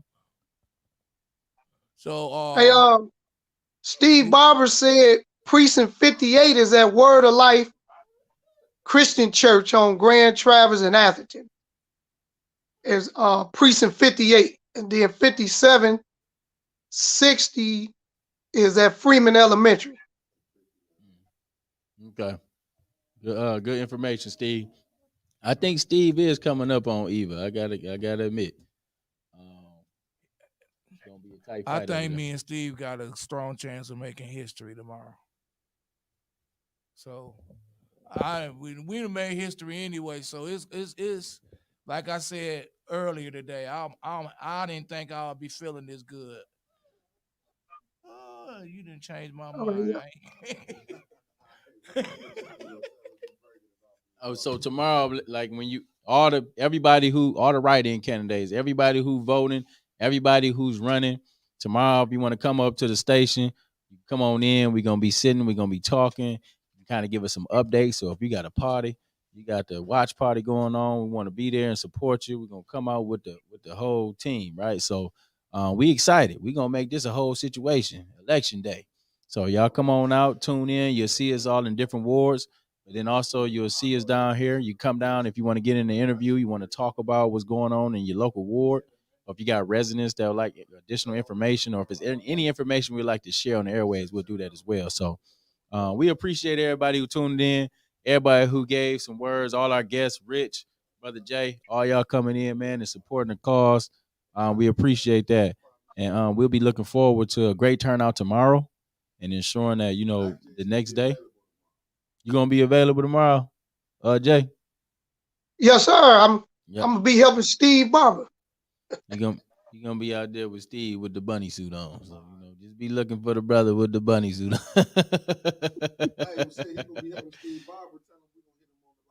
We gonna hit you. Yeah. We gonna hit you with the link. We're gonna hit you with the link. I'm gonna go between the 3 locations that they got. Shoot, I believe if he get 100 people to write his name down, he gonna win. Cause ain't nobody voting for Eva anyway. All you need is 5 votes to win. You need to get 5 votes to win. That's it. Grab mama and your brother, and that's a wrap. Said, yeah. Steve said, "Who has the bunny suit?" Both of y'all go be in the bunny suit. You and Jaleel.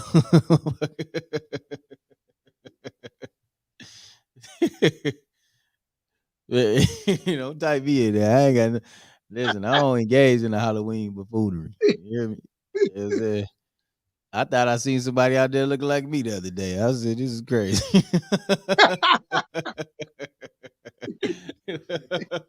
No, but we gonna shut this down, man, because we gotta definitely get on down, man, and we got some bills to pay, we got some stuff to do. We're gonna get back on y'all tomorrow. We've been in here for 4 hours.